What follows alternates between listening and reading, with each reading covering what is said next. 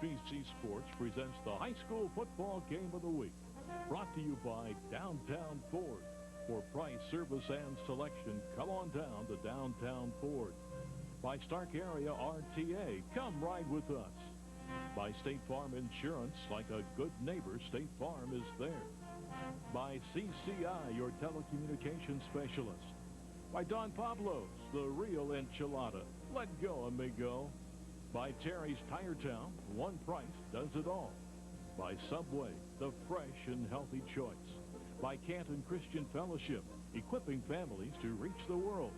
And by Bell Stores and Citco, when you're on the go.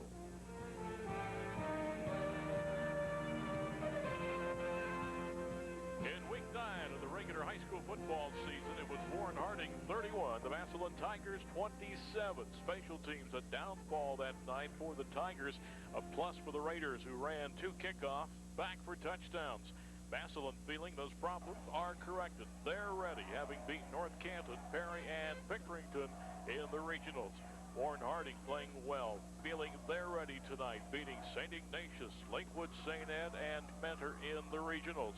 Massillon 11-2, Warren Harding 13-0. Welcome to the state semis here at the Rubber Bowl Division I action. I'm Jim Johnson. With me doing the analyzing is Ed Glass. Ed, your thought? Well, I think we're going to see two pretty similar football teams. They played an extremely close ball game in the 9th week of the season, with Harding coming out on top, mainly because of special teams. And, you know, at that point, the Tigers have had time to shore that area up. And offensively, they're going to look very much alike. They're going to work out of the shotgun much of the time. They've got great receivers. Harding will alternate quarterbacks with Coco and Phillips. Massillon will basically go with Martin at quarterback, but they will also bring in Himes every now and then if they want to run an option type series. So lots of similarities offensively. Defensively, they're a little different. Up front, the Tigers will run a 3-4, which is an offshoot of the old 5-2 defense, and Harding will run a 4-3. I think you can expect both of them to try to put pressure on the quarterbacks as the game develops. But this ought to be one heck of a football game. And down to the guy on the sidelines for us, Dan Belford. Hello, Daniel. Hey, guys. Great atmosphere. I mean, we have a matchup tonight that's worthy of the state championship game, but we're happy to bring it to you tonight. Warren Harding tonight would like to do some things they didn't do against Massillon last time. Number one is run the football. Richard Davis was shut down to 23 yards. He's been very effective in the playoffs with over 400 yards, as well as the 2-quarterback system. Defensively, they know they can come after you. They can do some good things. St. Edwards was held to 100 total yards rushing against this defense. As well as last week against Mentor, you've got the young man Abbott, who is a 3,000-yard passer. They sacked him 8 times. His coach implied they want to get after the quarterback. And you talk about big playmakers. You have Mario Manningham with the kickoff returns, the punt returns. But on defense, they have Prescott Burgess back, 6'3", about 230, free safety. He can turn a game around by himself from that position.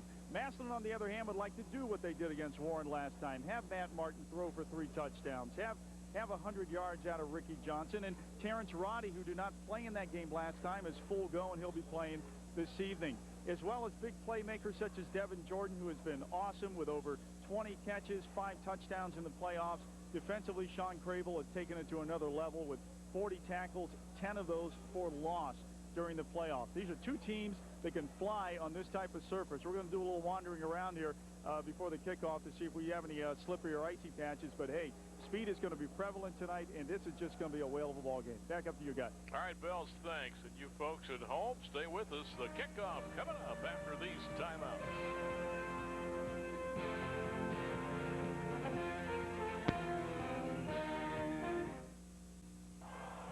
We welcome you back to the Rubber Bowl here at the University of Akron, and you look at some of the people trying to get in. I was told 20 to 25,000 expected in here tonight, and they're still backed up in traffic and people still coming through the gates. Warren Harding, the home team, just now coming on here to the Rubber Bowl. As you take a look at Rick Sheffis and the Massillon Tigers forming up to our left, the scoreboard end. And here they come, the Tiger fans across the way. And we're looking for a classic. And as Coach Ed Glass, we were talking up here, and a lot of folks sticking their head in our booth saying, hey, Coach, what you think? And he says, pick 'em. Pick 'em. It's a pick 'em. I don't think you could get a half a point from any bookie in the country. You know, you look at Keys. Yeah, the kicking game really hurt Massillon game 1. They said we got a kicker back, Schaefer, who wasn't there in that game, and we made adjustments. We're ready there. Well, the big thing too is they've changed personnel on those teams. Yep. I mean, they've got a lot of starters out there now, and they didn't have that from what I understand. That's my understanding also. So now you go to the quarterbacks. Martin playing very well for Massillon. They got Kokel and Phillips for Harding. You go to the running backs. It is Davis for Harding, Johnson for Massillon. That, to me, could be the key tonight. Can Davis have a game against the Tigers? They held him that first game in regular season, but in the playoffs, he's been averaging 130 yards. Yeah, and, you know, Johnson ran well, I guess, in that first ball game. He had over 100 yards rushing, I think. So I think probably what the Raiders are going to try to do is shut him down and put some pressure on Martin, I would guess. And at the same time, Massillon is probably going to try to shut Davis down like they did the first time. I think he only had 40 yards or something. Yeah, not many in that, but he's been going wild. He had 168 over Metter. Running a little bit late right now. Let's go down to the field and the Warren Harding Band and our national anthem.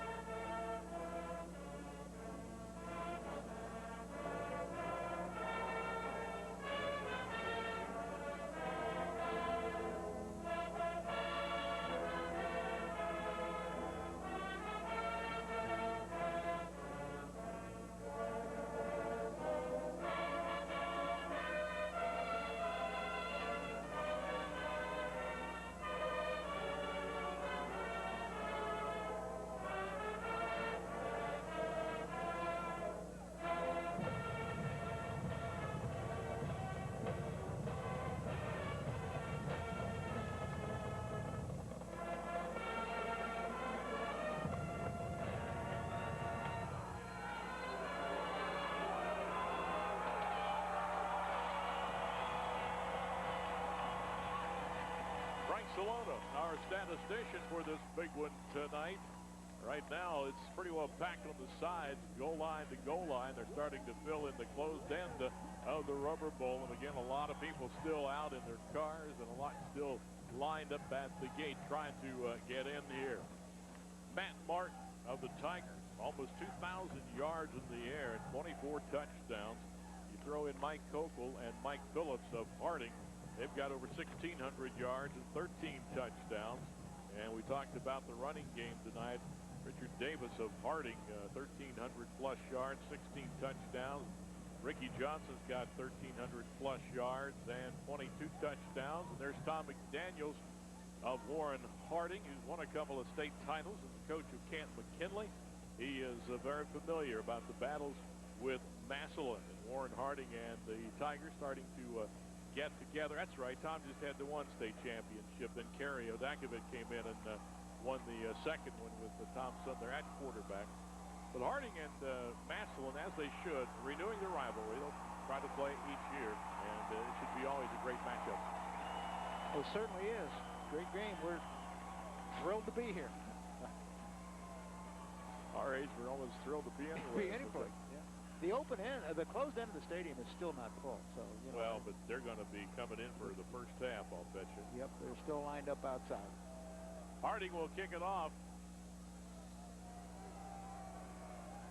John Clemenfo has a seat at the 40.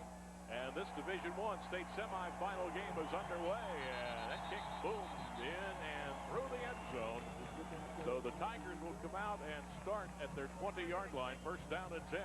Offensively for the Tigers, we're going to see Martin, Roddy, and Woods and Johnson in the backfield, Jordan and Ashcraft at wideouts.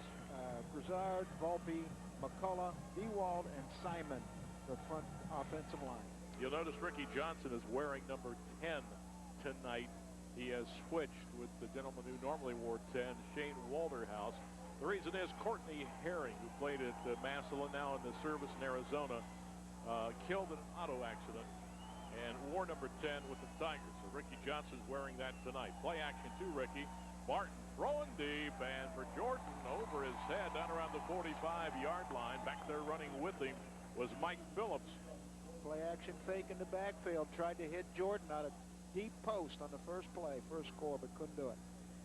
Harding defensively, Hoke, McNeil, Allen, Stroud up front in 4-3. Alexander, McCready's, and Johnson on the linebackers. Secondary, Molden, Phillips, Burgess, and Masucci. Second down, 10 for the Tigers. In their orange tonight, stretch to Ricky Johnson. Out to about the 29-yard line. Gone around the left end. I see a flag back at the 18-yard line. This could be coming back. The officials tonight, as you take a look at the referee, who was Tom Graham. Oh, costly one on the Tigers. They've had penalties this year and turnovers that have hurt them. Out of the one-back offense, two-back offense right here. They're just running the stretch play, going around the corner. Johnson got a big, soft corner right there, but that may have been the result of the hold, too. Ball goes back to the 10. Van Parks is the umpire. He's from Reynoldsburg. Ron Desiker from Oroville, the linesman. Pat Montana from Girard, the line judge. And Bill Colfleisch of Delaware, the back judge. Now at the 10-yard line, 2nd and 20.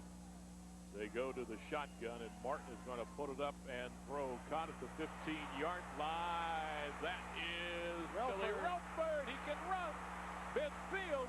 And Simpson goes down at the Harding 38-yard line. Harding tried to blitz Martin that time, and they had a short route on the outside that he got the ball out to Relford on, and it popped for big yardage. Take a look at it. Brought to you by Bell Store Citgo. Harding bringing two linebackers right up the pipe. Throws a little quick hitch cut to Relford, and he breaks into the crease right here and gets upfield. And breaks a tackle. Frank Salona, their stat man tonight, says 52 yards. They give it to Ricky Johnson. That's the play they ran a little bit ago, and he got maybe a yard.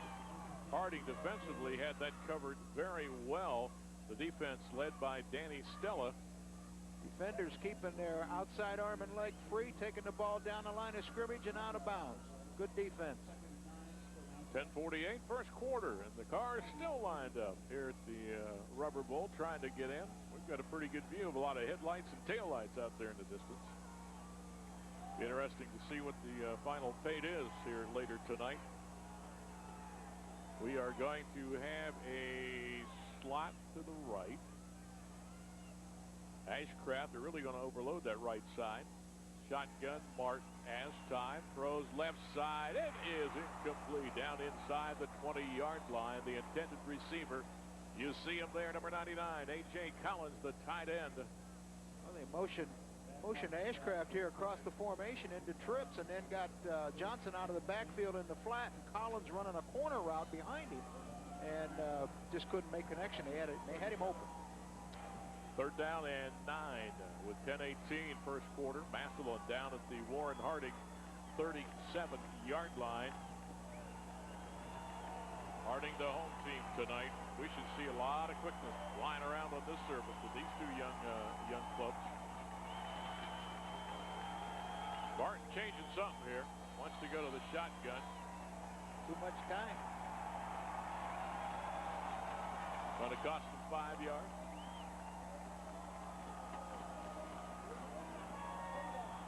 Tried to change from being under center in the offset I formation to go into a shotgun alignment. By the time he got everybody put where they're supposed to be, they run out of clock. So now it's 3rd down and 14. Rick Shepis parading the sidelines there and sent the play in to his quarterback, Martin. Congratulations to the Buckeyes on Saturday afternoon. They scare you to death, but they win. Slot to each side, but now Relford coming in motion. They'll have trips to the right. Martin throws left sideline, and good coverage down that left sideline. It was intended for Ashcraft, and on the coverage was Molden of the Raiders. They put motion to the field to give him trips, and that left Ashcraft one-on-one into the boundary. They tried to run the fade cut down the sideline. Pretty good defense, stride for stride with him there. Running situation. Was Molden. Line of scrimmage, the Harding 37.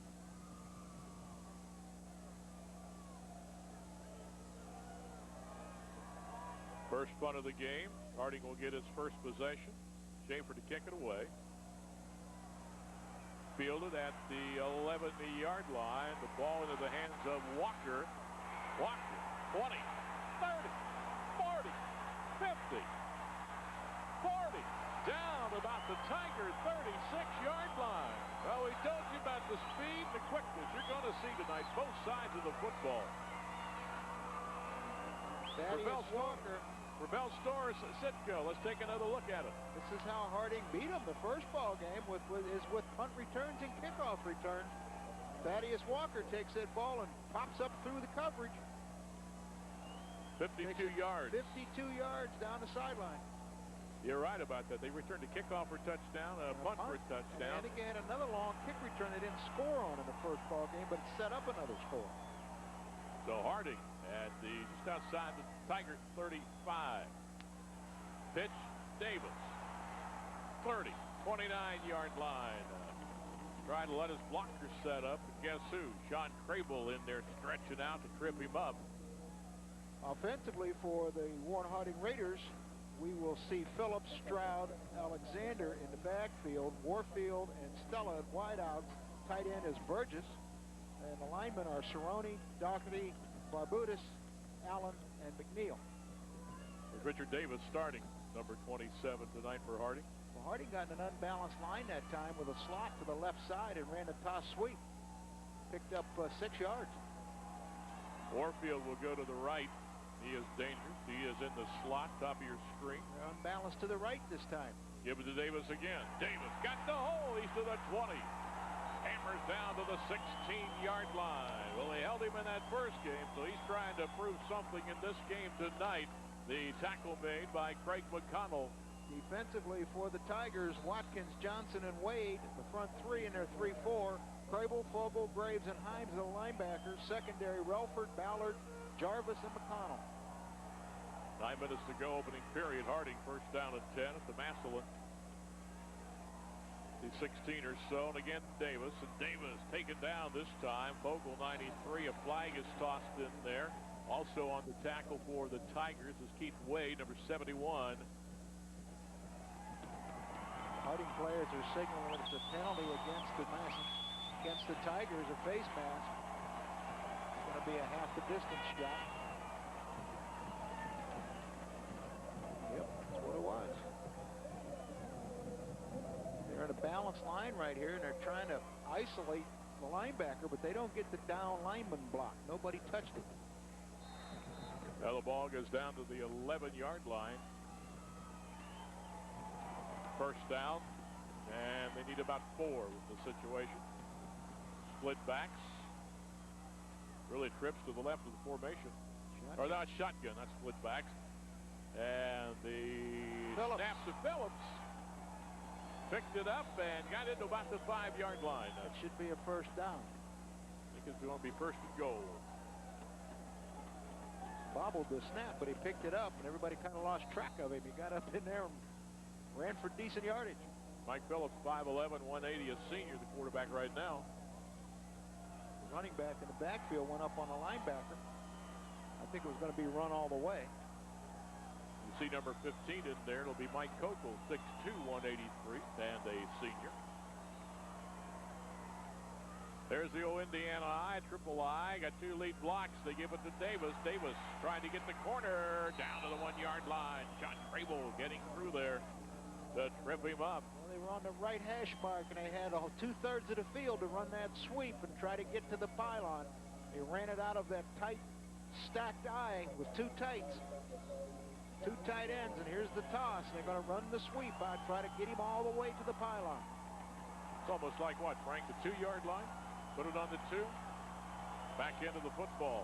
Second down and goal. And now the umpire has tossed the flag. This may move Harding back a bit. We got a lot of flags here. The guys ought to keep those hankies in their pockets for a while until everybody gets organized. And Almost had to be a procedure call. You figure somebody on that Harding line moved after they got set. Well, Michigan played a almost perfect first half. They just couldn't score a touchdown. They had no turnovers, no penalties. Well, they didn't have any turnovers till the second half. And one of them, I think, stopped and pulled. Harding at the 7, 2nd and goal, and they give it off to, that's Alexander, I believe, number 5. That is Stephon Alexander, 5'8", 180, a senior. And he carries to the 2-yard line. He got 5. It's going to be 3rd down and goal from the 2. Can the Tigers put the hammer down here and stop them? Raiders have stayed in their stacked eye this whole series. Again, Alexander, left guard. Did he get in? Harding is saying yes. The official is going to mark it short, I believe. It's 4th down. And the ball's about 8 inches away from the goal line. There they're calling in the offensive play with 4th down coming up. Gonna go for it. No field goal here. Who they give it to? Massillon stacked in there tight again. Alexander to the goal line. They say his progress. Jumped in the air and must have broke the plane because they signaled it right away. So Harding on the scoreboard. 5, maybe that's 6:23. Can't tell if the score lights burn out or not. As you replay, got the isolation by the fullback. Davidson. Alexander goes up and he. I don't know. Yeah, line judge on this side said he penetrated the line. It was close. Point coming up by Joe Spain. It's down, it's up, and it is. There's another flag. Another flag down.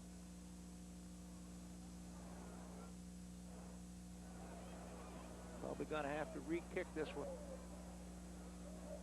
Oh, defense offside. And they killed it, so they got to re-kick it. Yeah, no play. I think the clock is at 6:23. Harding cannot refuse the penalty because the penalty occurred when the ball was dead. So he'll try it again. It's 6-0 Warren. It's down, it's up, and it is good. So a timeout at the Rubber Bowl. Warren Harding 7, the Massillon Tigers nothing. And we're back after this time. Scoreboard, Harding 7, Massillon nothing. Viewers at the end of the first half of our game will be bringing you the SARTA touchdown spotlight. Sark area RTA. Come ride with us. Harding got a touchdown. Tigers try to get an equalizer now. This will be the Tigers' 2nd time with the football. The winner of this game plays the winner of Bentley and Cincinnati Elder next Saturday night at Fawcett Stadium. They're playing tonight in Columbus Crew Stadium, yeah. Right? 36 yards, 7 plays after that fine punt return set everything up.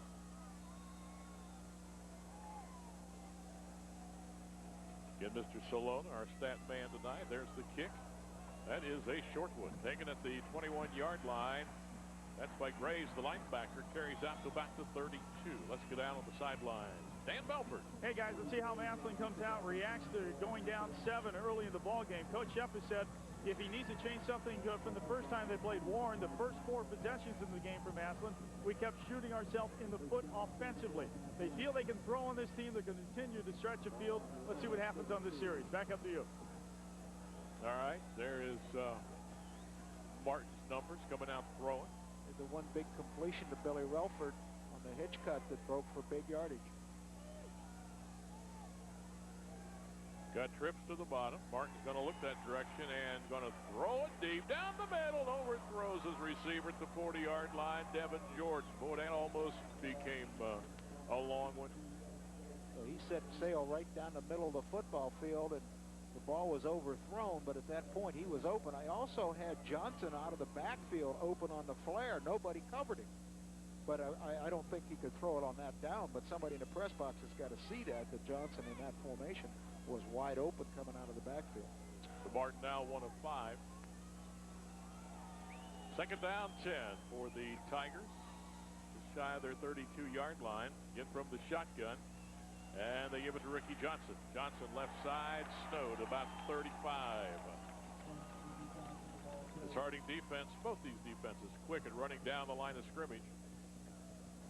Good quickness on both football teams. 34-yard lines where they're going to put it down at the 34. They're in the shotgun. They hand off to Johnson. Following his blocker out around the left side, but decent defensive play there by Anthony Hope. Third down. They need close to 8. Shotgun.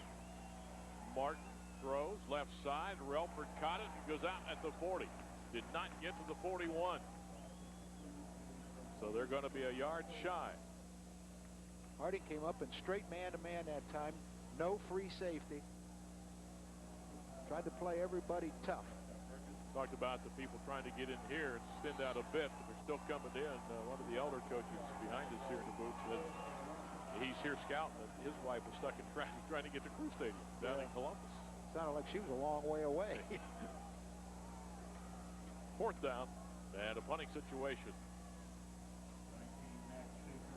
This time Harding, twin safeties back at their 30-yard line. Don't want to make mistakes in the kicking game. Good snap. Schaefer hammers it. It's going to go out of bounds. Let's see where they spot it. And while they do that, we'll take a timeout and be back.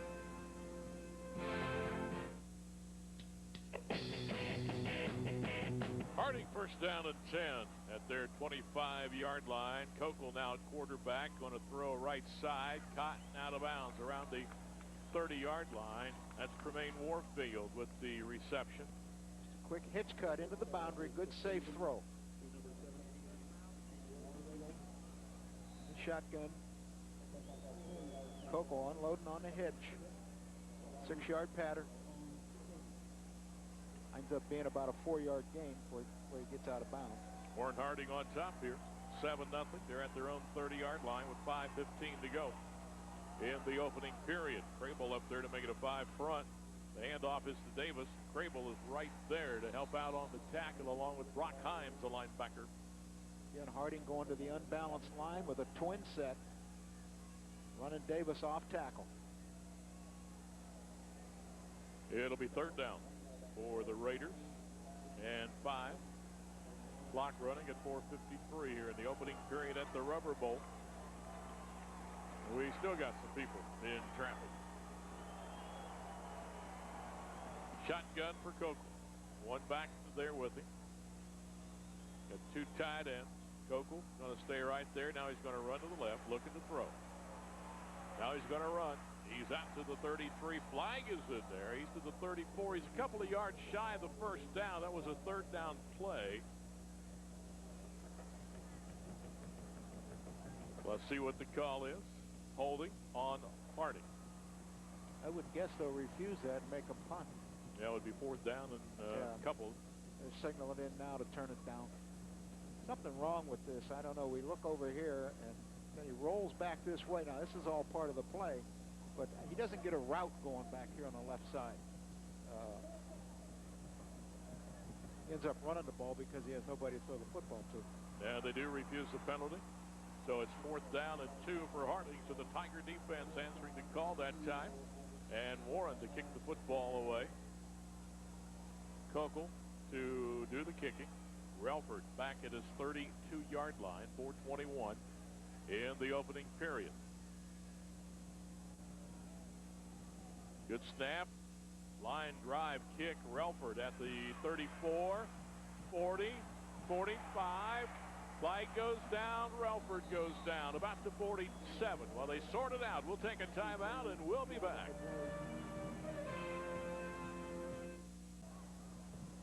On the downtown Ford scoreboard, 7-0. And that return by Relford being nullified. A little hold, a little block in the back.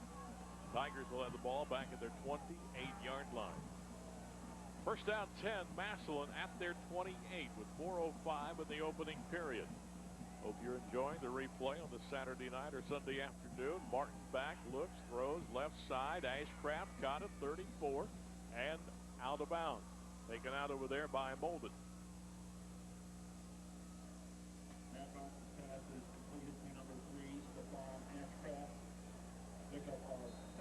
Shotgun action here. Martin with the football. With the hitch cut going to Ashcraft, or the out cut rather. Picked up 6 yards. See how they're working on Devin Jordan. You know, Devin someplace tonight's going to make a play or two. They've been running him deep. Relford in motion. 2nd and 4. Barton to throw. Pressure's coming. And he scrambles back to about the 34-yard line. That's going to be it. Maybe to 35 they're going to give him. He'll pick up about a yard. And Harding bringing pressure.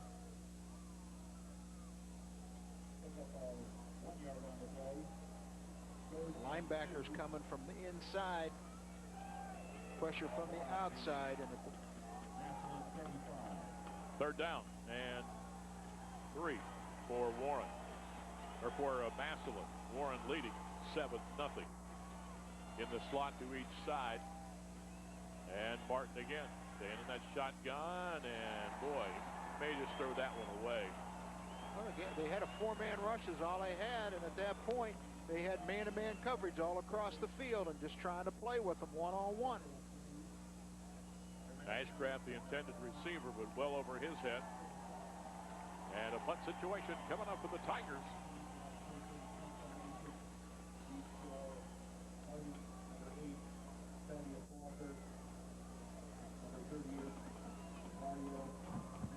Schaefer standing back at around his 20-yard line. He punted the last one out of bounds on purpose. Let's see if he does that again. In a good snap. Yep. Punting it toward the left side.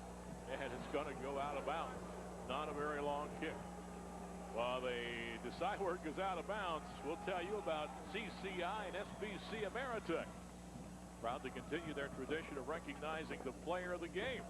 The players of the game receiving a plaque and a letter of recognition. CCI and SBC Ameritech strongly supporting the accomplishments of interscholastic sports programs. Tonight's winning team to get a $100 donation to their athletic fund. That's from the folks at CCI and SBC Ameritech, the stars of communication recognizing the stars of the game tonight. Well, it shows you, I guess, that Massillon really respecting the return game of Warren, but that punt just at the 45 of Harding. Didn't get enough of it to get it downfield and get it out of bounds with any distance. Phillips back in at quarterback, throws incomplete, in and out of the hands of Molden. Trying to throw the hitch cut down here to the left. Ball went, bounced off the hands. Phillips throwing the ball out. Trying to pick up 6 or 8 yards here, and it just bounced off the hands of the receiver, Molden. 3 minutes, 3 seconds left to go, and a flag's been tossed again. Right there beside the football at the 45. We'll watch again. Tom Graham, the referee. Ball start on Harding. That'll take him back 5 yards.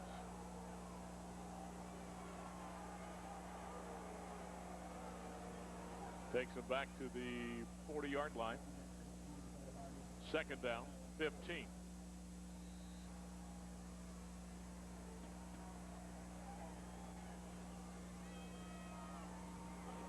Pitch.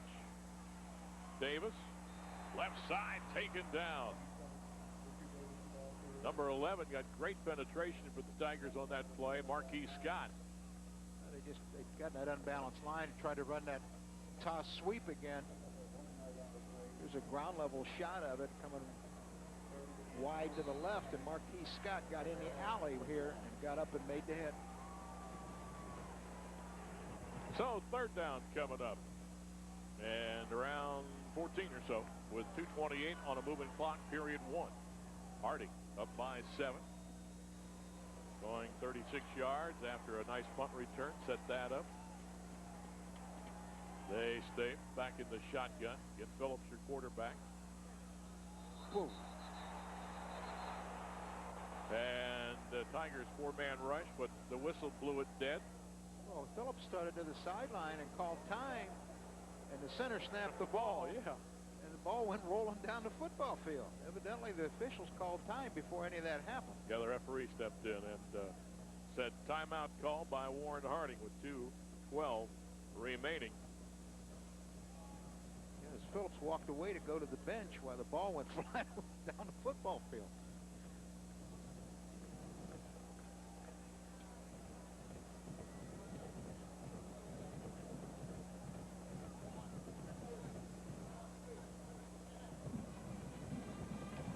There's a replay of that last thing. See here, Phillips calls time. The center snaps the football.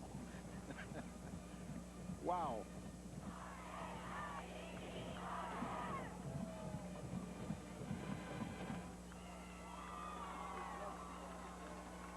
Clock still at 2:12. Traffic looks like it's pretty well cleared out a bit now.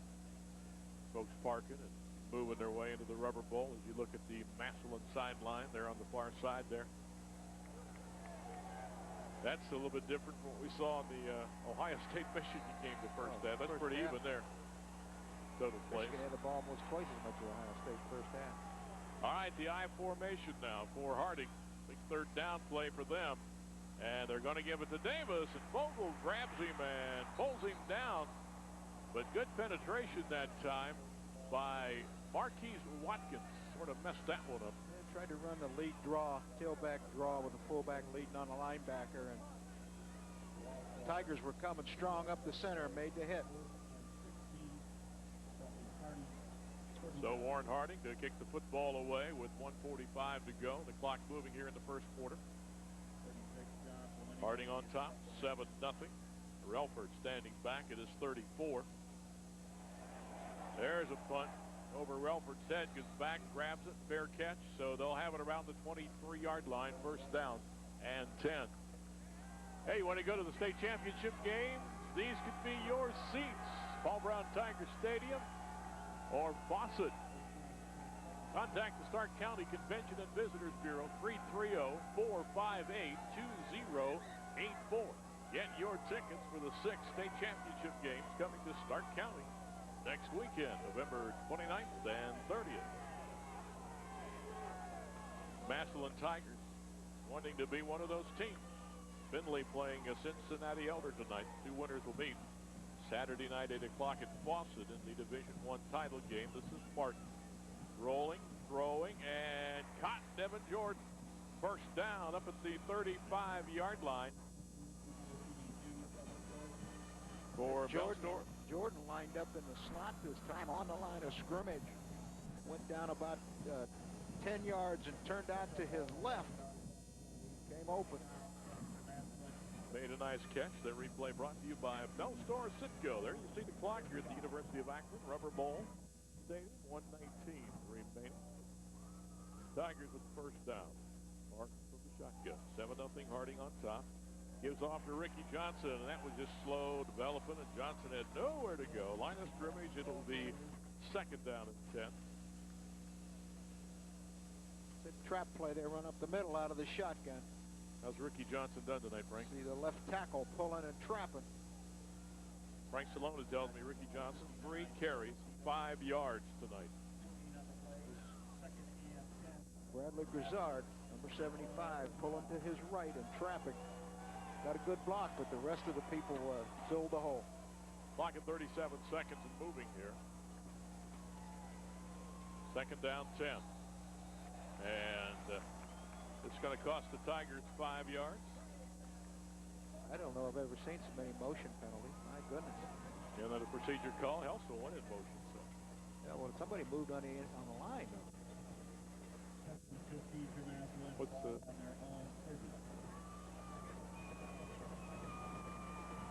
Rick Sheffis cannot be too happy with what he's seeing out here. Massillon in Helso in motion. This is Martin. Rolling right.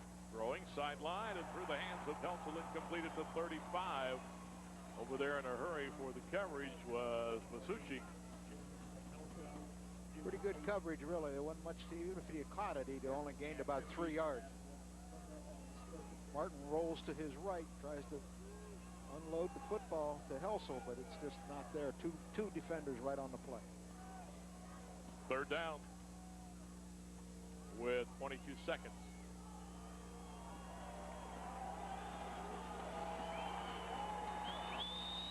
Third down, 15. Under center, Martin. Hands off, Ricky Johnson nailed at the 30-yard line. He had nowhere to go. That's a big number. Looks 55. That stepped right in there and plugged the hole. Nobody blocked him. He stuffed it right on the spot. Ryan Doherty. That can't be. I have no 55.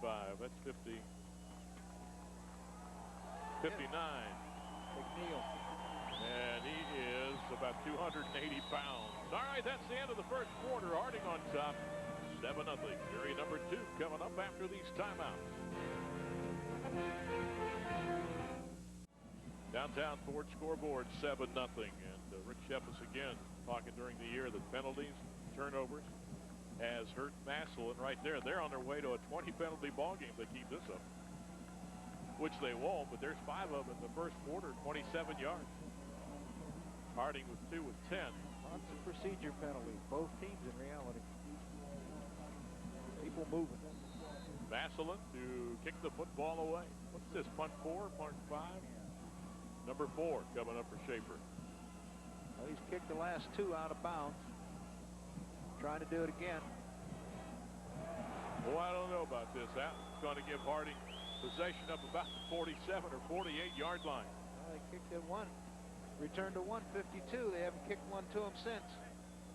Third straight time Massillon has gone 3 and out. That punt was for Frank Speaker, and that one up. We can tell you that every game has a big catch. We're picking tonight's catch of the day, sponsored by Tim's Tavern. We'll do that at the end of the broadcast. Tim's Tavern, famous for fish. That punt 21 yards. So Harding, pretty good field position throughout this football game. They lead it 7-0. And Kokel is your quarterback with a 3-yard drop from his shotgun position. Way with the pressure, throws incomplete. Kicked off, but it was out of bounds when that Relford picked it off. Yeah, but it was out of bounds when he got it. Trying to hit a sideline pattern here. That was Wade there getting a hold of him.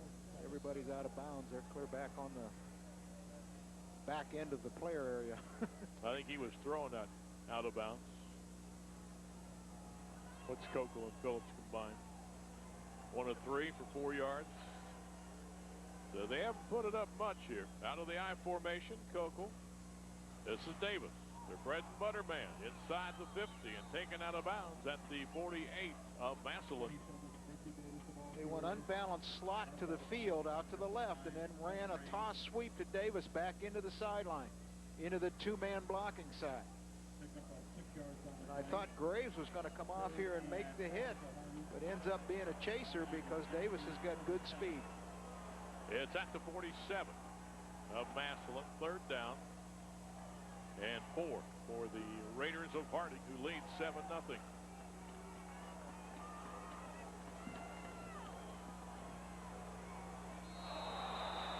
Guess what? Got again.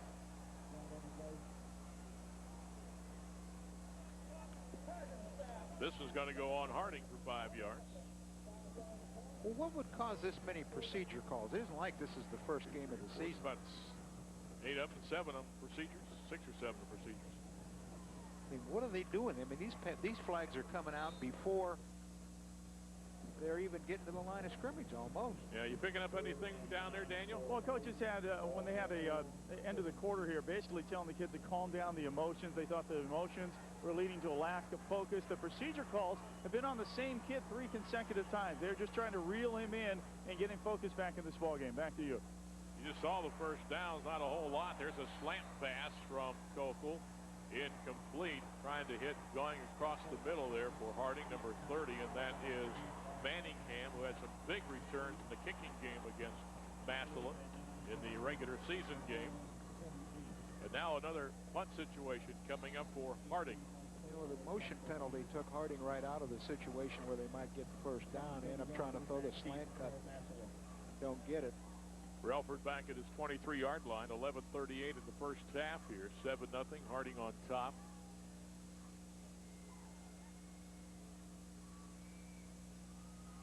And the kick is away. Hammers it. Relford back. And no fair catch. About the 22, and he is hammered. Hangs on to the football. We're back after we take this timeout. Well, as you come back, they handed it off to Ricky Johnson, and he found nowhere to go. Stopped back around the 20-yard line. 2 backs got mixed up in the backfield right here. They run right into each other. one of them was supposed to lead up and block, and instead of that, they both thought they were getting the ball. Roddy and Johnson ran into each other in the backfield at the handoff. Loss of 3, second down, 13. Just under 11 minutes in the first half. A lot of time to go. 7-0 Warren Harding leading here. Out of the eye under center, Martin. Throwing it deep. Downfield. Overthrows Ashcraft. Nobody really open on that. Martin did what he had to do. He just threw it away. Yeah, good coverage. Mike Phillips down deep for Harding. They had 3 receivers out in a pattern, and all 3 of them were bracketed by defenders. So 10:42 now in the half, and Massillon having trouble moving the ball. Looking at third down at 13 coming up from their 20-yard line. We'll watch Devin Jordan. He has a slot to the top. And they're changing something. Snap. And I don't think Martin was ready for the snap. I don't either. I think the snap was early. We have another procedure call on Massillon. A lot of nerves, I guess, in this ball game. Martin was changing something, looking around, and all of a sudden the ball's coming at him. Now he was alert enough to grab it here. See, there is well, the left. Looks like the center picked the ball up and then set it back on the ground and then snapped it. And in the meantime, the 2 members of the offensive line were already moving the block. Well, they're 3rd and 18, and he's going to kick it out of there. Quick kick, as they've done. See if they get the Massillon roll here to the 50, to the 48, and Harding again is going to have very, very good field position to start a drive here.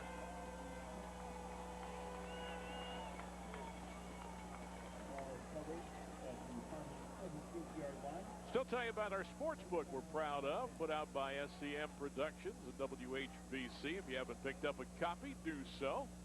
And you can call the station to find out which sponsor you can go in and get a copy. It's got golf, cross country, football, all the schedules of all the high schools and the colleges, Malone, Walsh, Mount. And it's got where their venue sites are, their coaches, phone numbers, and all that stuff. Very nice thing to have if you're a sports fan in Stark County. There's the total yardage in the game, and Harding, you think, would be behind, but they're on top by a score of 7-0. Harding ran Masucci that time at the tailback spot, trying to run him on the ISO play up the middle. Picked up only a yard, maybe 2. That would be Masucci's first carry then of the game. We're just now up on 10 minutes here in the first half, clock moving. All the traffic is in. So we're probably about where we're going to be attendance-wise tonight, whatever that would be. I'd heard 20 to 25 they were expecting. A handoff. Good power surge. 28, that's Masucci again. Kept his feet moving. So Rob Masucci, who's about 170 pounds, a senior, carries down to the Tiger 44-yard line. High formation with 2 split ends. The fullback trying to get up on a linebacker, and Masucci just steps out of a tackle there, then keeps his legs moving and picks up another couple yards there. So it's 3rd and 2. Out of the eye. Slot right. 3rd down, 2. Phillips will pitch it. Masucci hammers in to about the 41, which I think's got the first down. It will. Harding went unbalanced slot into the sideline that time. First down for the Raiders. Ran the toss sweep right into the boundary, into the unbalanced line. Picked up about 4 yards, enough for a first down. 4th first down for Warren. 3 rushing, 1 bypass. 8:48, clock moving here, first half. Cripps for the Raiders to the top of your screen, the left side of the formation. There you have actually quads over there. Yep, the 4 receivers to the left. And this is a run all the way. Phillips coming back to the right side. 30, 25, and knocked out of bounds. Tigers had no one over there really defensively because the formation of Harding was set to the left. Put 4 receivers out to the left, drew a lot of coverage out to the wide side of the field. Bellstor Sitko will take a look at that again. Phillips wants to run up to the left, but then bounces it clear out around to the right. Finds running room down the right sideline, takes it all the way into the 22. That replay by Bellstor Sitko, and you're on the go. Harding trying to be on the go here. But the 22 of the Tigers, Phillips fires, and Crable had good pressure. Incomplete pass intended out on the left side to Manningham. Trying to hit Manningham on a hitch cut, clear out to the wide left side.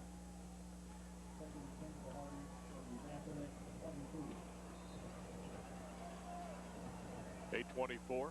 Phillips with the incomplete pass. Phillips and Copeland alternate, have been doing that all year. Can't argue with it. They're 13-0. Play action. Looking, throwing, end zone. It is picked off by Billy Relford. Another interception. Ball magnet. He's picked off another one. That's 12, isn't it? Wasn't a wise throw. He threw into double coverage, and Relford right there to pick it off. I think Relford's got 6 in the postseason. That would be a 7th one in the postseason. Maybe he's got 13 for the year, huh? That replay by Bellstor Sitko, and you're on the go. Now the Tigers would like to get on the go. They trail 6-0.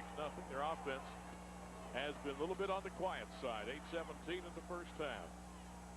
Matt Martin, your quarterback, will give it to Roddy. Yep. Couple of yards.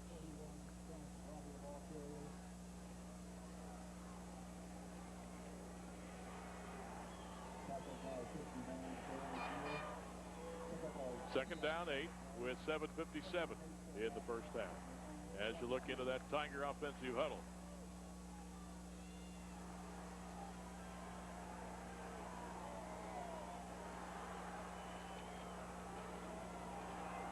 Harding, forefront, 5. Deep drop, Martin must be the screen. It is to Ricky Johnson. Johnson 30 and tackled at the 35-yard line. From behind, grabbing a hold of him, making a nice tackle is Stephon Alexander.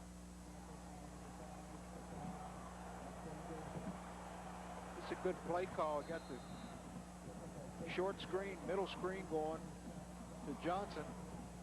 2 Warren defenders run into each other. Stephon Alexander comes from behind to make the tackle, but it's a first down. And again, Roddy looking for some running room and maybe a yard to the 36 or so.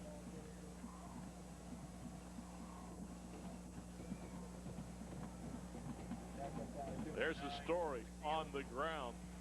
Does not speak well for the Tigers so far in this game. Yeah, only 4 yards rushing for Massillon. Of course, I think that factors in your quarterback sacks, but I don't know if they've been in. Maybe 1. I think he got back to the line of scrimmage on that one. Martin, shotgun, looking right all the way. And throwing it. Got Ricky Johnson open out of the backfield. Down to the Warren 35-yard line. Alexander got him. Well, that's what I said earlier, that Johnson was coming open out of the backfield into the flat when he would flare. That time they had a guy covering him, but he ran the wheel route up the sideline. See, he flares out of the backfield, the top of your screen. He looks at him. He got the wide out on that side. I think it's Jordan running a post cut, and then he just leaks up the sideline. Now the Tigers making a little noise now. They're down at the Warren 34-yard line. Trips right, handoff Ricky Johnson. Had trouble getting a hold of the football, but when he did, he got 3-4 yards and had a head-on collision there with number 42. Alexander hit it too. That's part of the trouble there on that last play with the long pass play, is that Alexander's the guy covering him out of the backfield, and he took him deep. It's a linebacker covering a running back. Yeah, on the ground tonight, Ricky Johnson's 5 yards and 6 carries, but he has caught 2 passes for 42 yards. Off the sheet of Frank Salona. Another flag. Yep, flags, 2 of them. Umpire head linesman. Going to cost the Tigers 5 more yards. I have never seen this many illegal procedure penalties.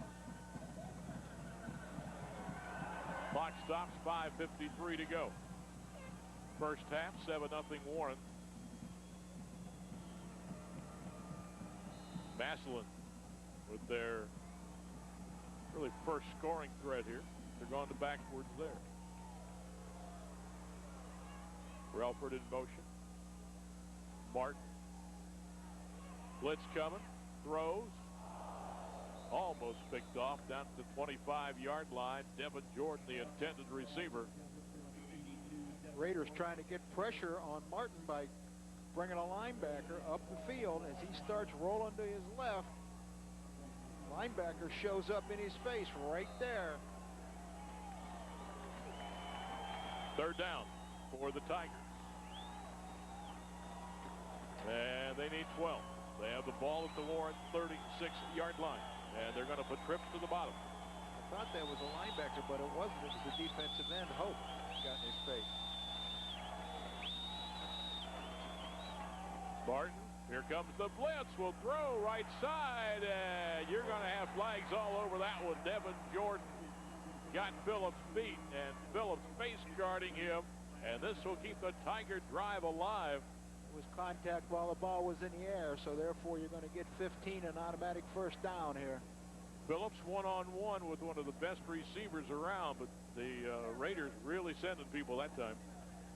And what the Tigers are trying to do here is get Jordan one-on-one with the defender Phillips, and they did it, but it results in a interference call. This will take the ball 15 yards from the 36 down to the 21. Penalties. We've got 11 penalties in this half. Harding just got 15 yards on that one. Now it's on the 21 of Warren as the Tigers trying to get the equalizer. And we've got the referee throw another one. We've got 12 people. Oh, the Massillon Tigers. Yep. 12 people on the field. 6, 8. I guess you're right. I could even count to 12. Somebody came in. Nobody went out. Rick Shepis wants a timeout to get things organized. We'll be back after we take a timeout. On the downtown Ford scoreboard, 7-0 Warren, but Massillon trying to get the equalizer. They just had another 5 yards walked off on them. First down 15 at the Warren 26-yard line. And we got Helsel. Yep, Helsel moved out of the slot. This is going to cost Massillon 5 more yards. They're advancing the ball backwards. That's what, 13 penalties in this first half, Frank says. We still got 5:27 to go. Auburn Health Foundation. Let's go down to Dan Belford. Daniel. Well, Coach Shepard said a couple of weeks ago, we win in spite of ourselves sometimes. And here we are off the penalty farm once again. But you're hearing it from both sidelines. You know, hey, procedure calls, we understand. Let the kids play. Let's see how they battle it out in this ball game. The Warren coach is concerned over here that they're not picking up, as you said, Coach, Ricky Johnson coming out of the backfield. Also, you said defensively, a Jordan, somebody gets behind you deep, turn around, look for the ball. You cannot just play the man. Back up to you. Well, a screen to Terrence Roddy, and Roddy hammers his way down to about the 13.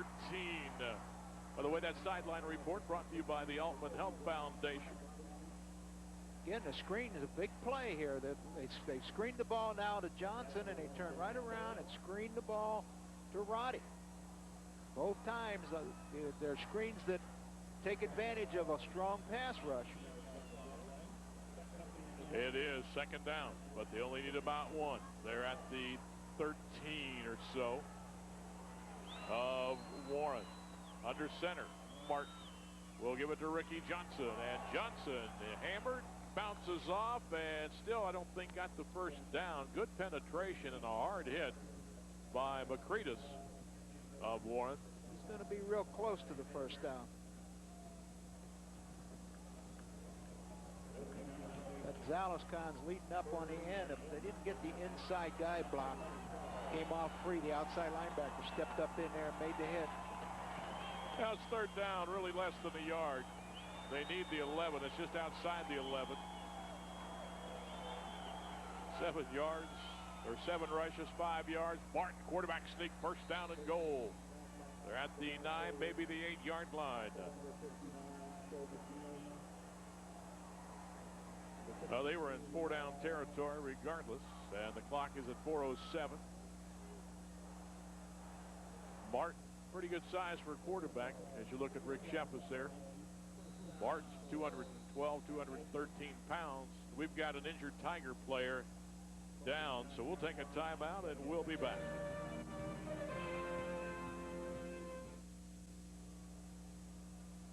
That is Volpe, the injured Massillon Tiger, going to the sideline. Starting offensive guard for the Tigers. We have 4:07, first half, 7-0 Warren. Ball is at the 9-yard line, first down and goal.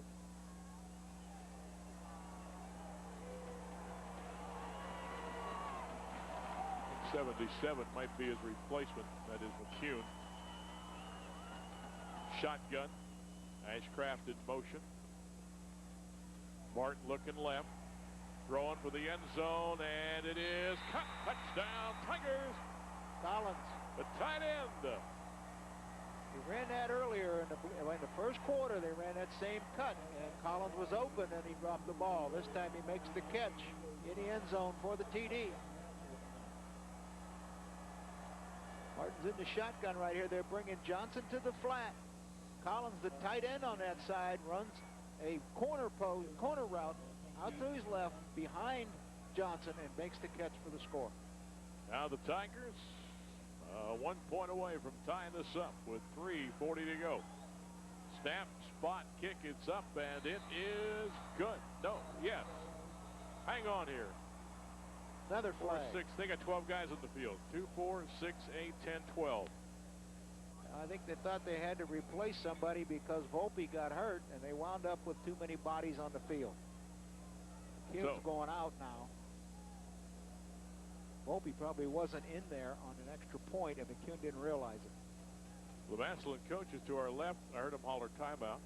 And then the ball was kicked. One official said good, and the other sort of crossing his arms like, we got a flag down. So they're going to take the penalty and make him re-kick.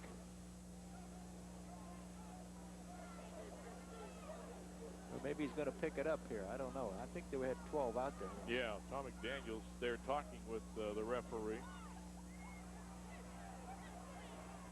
7-6. Now they'll try it from the 15. This will be a 25-yard extra point attempt by Schaefer as the ball's moved from the 3 back to the 8-yard line. Snap, it's down, it's up, and it is good. So 3:40 to go in the first half. The Massillon Tigers have tied it up. It's 7-7.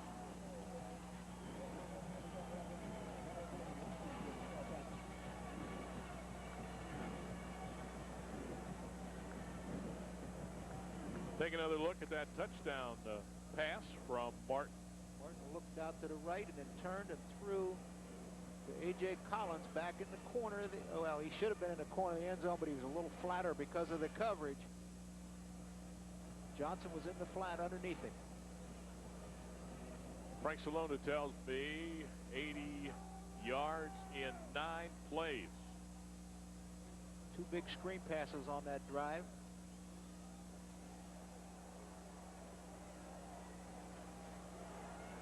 Got the Elder Finley score. But of course, time they watch this, that game is over. But Elder now back on top of Finley, 21-14. Halftime shows coming up with the Harding and Massillon band, the Massillon Tigers swing band, here at the Rubber Bowl.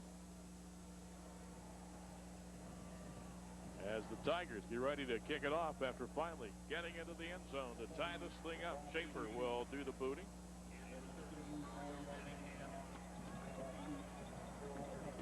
I don't know, as you talk to people, some felt it could be a lot of scoring with the speed and the skilled people. And a lot of people thought defense would control. Yeah, well, they're just as, both teams are skilled and fast defensively also. Kick at the 13-yard line. Masucci. And he's out to the 29-yard line, where Harding will go first down and 10 with 3:35 to go in the first half. Or yes, go ahead there. Oh, our director tonight is what's his name? Dean Marini does a great job. He started to talk to me when I started to talk. He just wants me to shut up, I think. Well, watch Harding here from their 29. Kokel back in at quarterback. There is Davis, and he goes nowhere. Wade hitting. Graves hitting. And they might have given him a yard on that one. We'll give him one, Frank says. Make it 2nd down and 9. I'm just going to say that Harding to get here. 3 exciting games. They stopped St. Ignatius on a fumble to win 24-17. Then they kicked a field goal at the end to beat Lakewood St. Ed 18-16. Those are 2 pretty good football teams. Then last week beat Mentor 14-7. Massillon rolled over Hoover 31-0. Had a great win over Perry. What an exciting game. 23-21. Then last week stopped Pickerington in a little bit of sloppy field at Mansfield 14-0. Pass is complete at the 35-yard line. Ballard, I thought for a second, might take a shot at picking that one off. But the pass is complete to number 30 of Warren Harding, and that is Manningham. Just a hitch cut to the field. We're trying to get Manningham one-on-one out there and see if he can't pop something.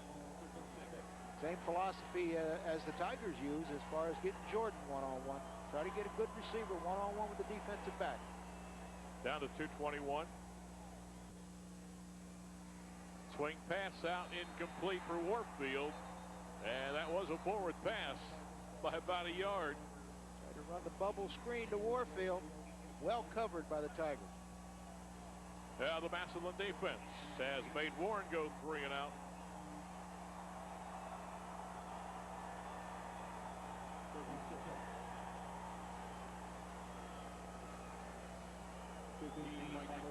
.211 to go. We're going to have to. Warren's going to have to punt the football away here.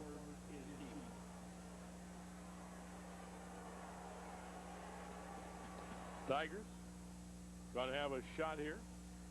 Should have pretty decent field position. There's the boot. Line drive kick. Relford 35. Relford 40. Relford midfield. 45 and take it down at the 40-yard line. The Tigers, great shape with 2:01 to go yet in this first half. Bellstor sit go. We'll take a look at it here. Relford catches the low line drive punt. Gets up in between the 2 gunners coming down the outside and gets on the boundary. Finally gets taken down on the far sideline by Kokel, the quarterback. Frank Salona just told me this is the first time Massillon has started a series in Warren territory. They've had horrible field position. Martin looking right. Throwing sideline and may have just thrown that one away. It was intended for Jordan, but Phillips is right there with the coverage. So it'll be 2nd down and 10. Since they went the first 2 snaps of the game deep to Jordan, they really haven't thrown him toward him over the middle deep, have they? They have not, that I can tell. I don't think they've run him flat across the middle the whole ball game, and that's one, that's one of his key routes. It's one of the things that he catches so well. Bell trips to the left side, and again Martin looking right, throwing sideline deep, and it is intercepted. Phillips. It was intended for Jordan, and Phillips made one great catch down at the 7-yard line. Harding brought both inside linebackers on blitzes that time, trying to get up in Martin's face. May have forced the ball to be thrown a little early. I don't think so. He had time. Phillips just had Jordan sealed off. Had great coverage. So now Harding will go to the offense. 1st down and 10 with 1:50 to go. They've signaled this ball ready for play quite a bit ago. They better hurry. They're going to get it too much time. Yeah, we haven't had any penalties in first half. Excellent, Joe. Phillips hands off Davis. Davis bounces off one defender, but not going to get away from Himes. He's brought down at the 10-yard line. Got 3 yards, 2nd down, 7, 1:35 to go. Again, Harding in an unbalanced look to the right. The fullback kicking out on the end, pull the backside guard through the hole. Davis almost comes out of here. Grable hangs on to his ankle. Second down, 7 out of the eye. Again, Davis trying to bounce it outside. Bogle turns it in. Graves is there, and a couple of other Tigers to take him down.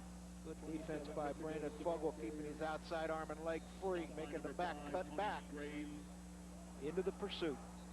There's what Richard Davis has done tonight. 3.4 yards a carry. Progress to the 11-yard line. Clock stops 1:01 with third down to 6 coming up. And Massillon will take a timeout with 1:01 left in the first half. Gives me a chance to tell you can move into a beautiful new house for $125. Hometown Health Network presents the 3rd annual house raffle. 4,000 tickets will be sold, and the winner will receive a new $210,000 Smith home at Augusta Lakes on the Legends Golf Course, or take $200,000 cash. All proceeds benefit the completion of the Eagles 190 Sports Complex, owned by Massillon City Parks and Recreation. You can call now to charge tickets by phone, 1-800-673-3229. That's 1-800-673-3229. The drawing will be held December the 7th. This is supported by Hometown Health Network, the Massillon Booster Club, and 1480 WHBC. Dan Belfort, anything new on the sidelines down there? Well, just over on the Massillon sideline, it's the same old story. I mean, you're in this situation. You don't want to let the offense get behind you. Well, let's talk about Warren when they were on defense and picked it off to get back in the situation. Phillips is a young man who got flagged for the penalty on Jordan Pryor. This time he turned his head, found the ball, made the pick. Warren's just going to try to get into the locker room, protect this tie ball game in the first half. Back to you. Well, they give it to Davis. 15. Relford hits him, but doesn't get him down to the 19. That'll be a first down. First down on the counter tray. They ran the counter, tailback counter.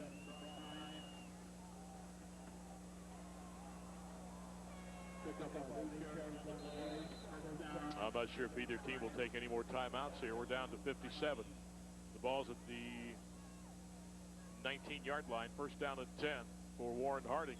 Sure, Coach McDaniels was glad to get that first down there. He didn't want to have to punt out with his back to the goal line. Phillips, shotgun, trips right toward the short side. Phillips going to run all the way.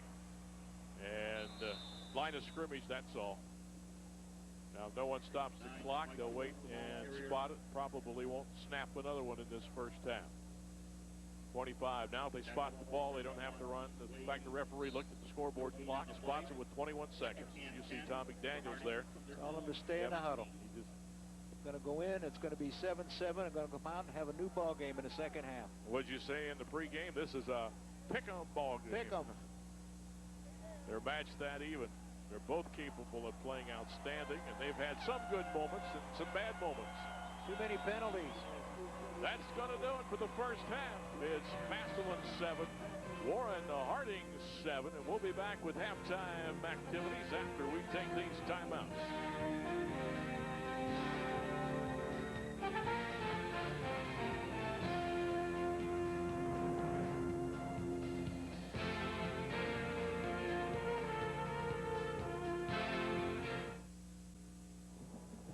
And we're back at the Akron Rubber Bowl, this Division I semifinal. Our downtown Ford scoreboard at halftime. Massillon 7 and Warren Harding 7. Of course, halftime brought to you by all the good folks at your local participating Subway stores. Out on the field to kick off halftime activities, the Massillon Tigers swing band.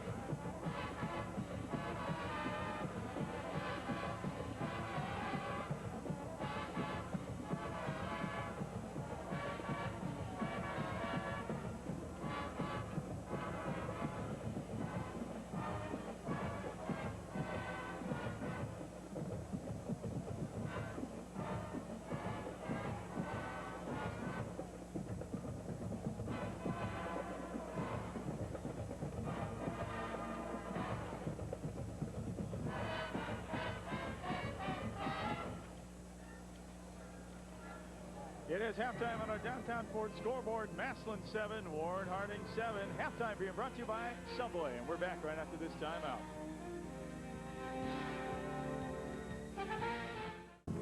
And we're back at the Akron Rubber Bowl. Halftime score, Division I semifinal between the Tigers and Warren Harding. And Massillon and Warren Harding are tied up at 7-7 apiece on the downtown Ford scoreboard. Halftime activities continue, brought to you by Subway. Let's go down to the field. Here's the Warren Harding High School Marching Band.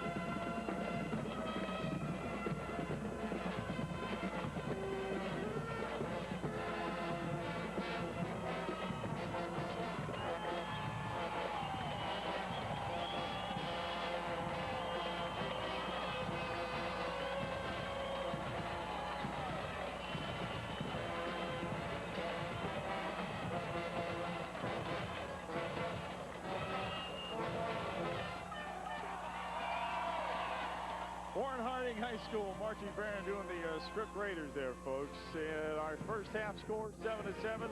Massillon and Warren Harding, our downtown Ford scoreboard for you. And Subway made the halftime possible. We'll have first half stats in JJ and Coach Glass with the second half kickoff after this timeout.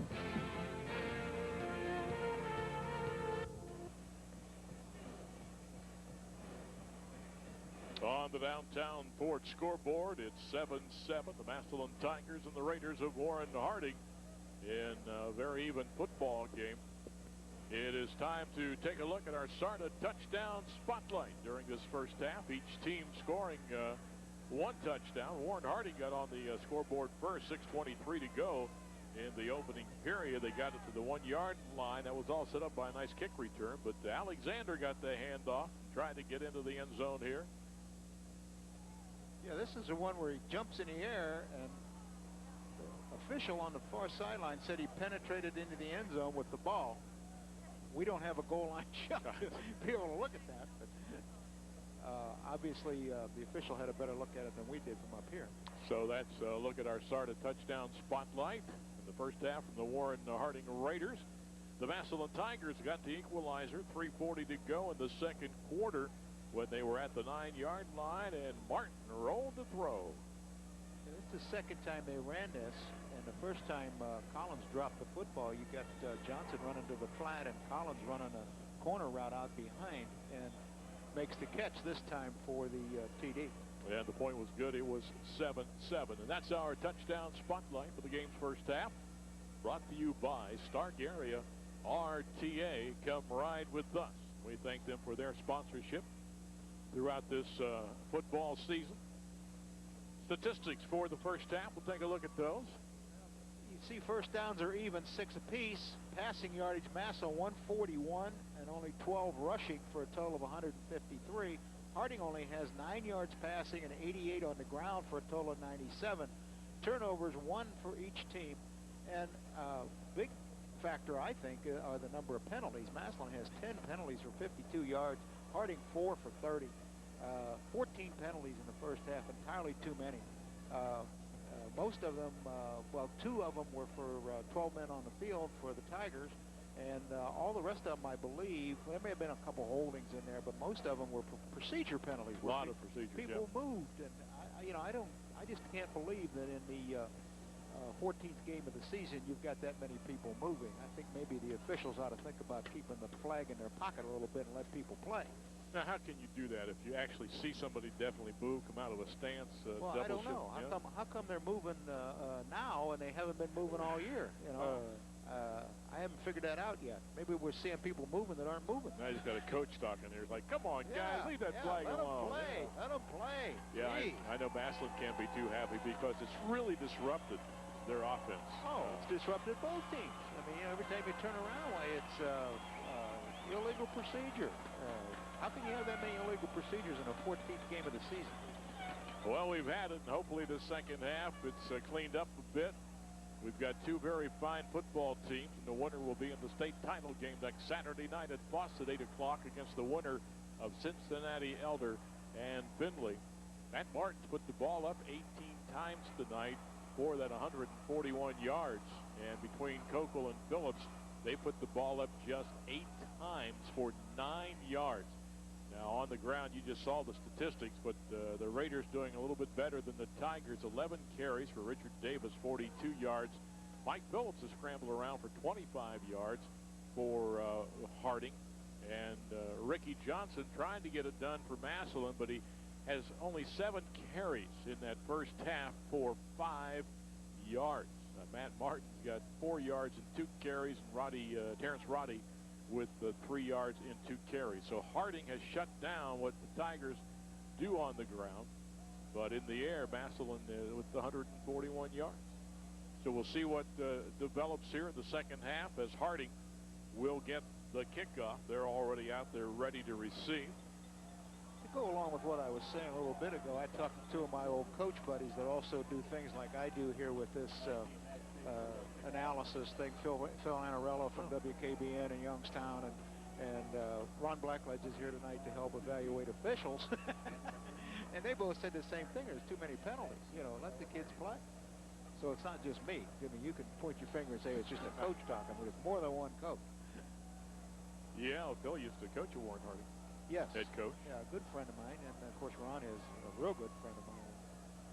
Both of us, all 3 of us stood and moaned about all the penalties.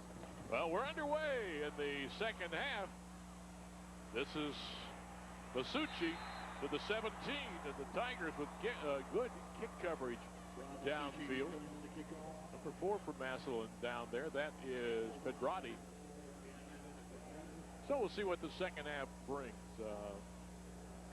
Probably see a couple of new wrinkles. I know you were on halftime with Sam Berkman on 1480 talking about you never show everything. No, what you try to do is in the second half have a little different attack than what you had in the first half, because now they don't have the luxury of going in at halftime and drawing stuff on the board and making corrections. You saw Kokel's numbers in the air as he will open up at quarterback in the second half. They give it to Davis, and he can go nowhere. Bogle, the linebacker, grabbed him.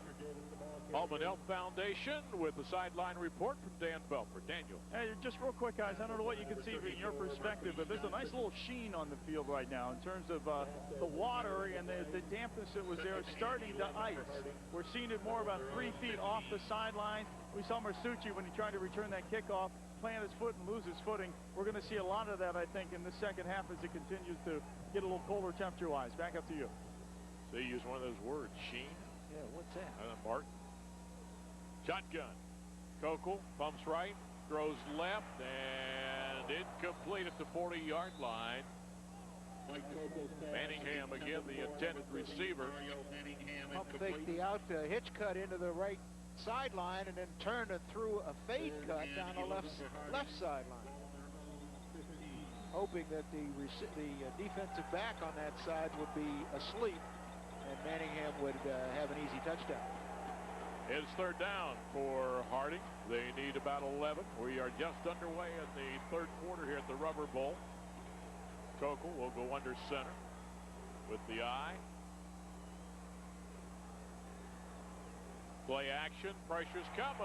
A stunt, throws, and caught the 33-yard line. The reception made by Tremaine Warfield. It's a great play by Kokel and Warfield on both ends.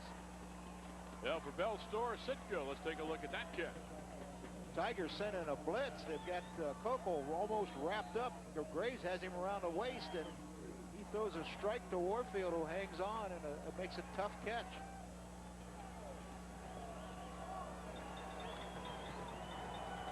Out of the eye, first down, big play.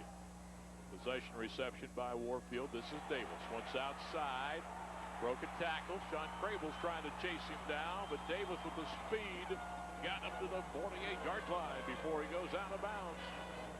Tigers had him, and he just turned on a burner there that nobody'd seen so far tonight, and he went around the corner like a lightning bolt. Marquis Scott chasing him. Marquis Scott made the tackle on that Warfield catch.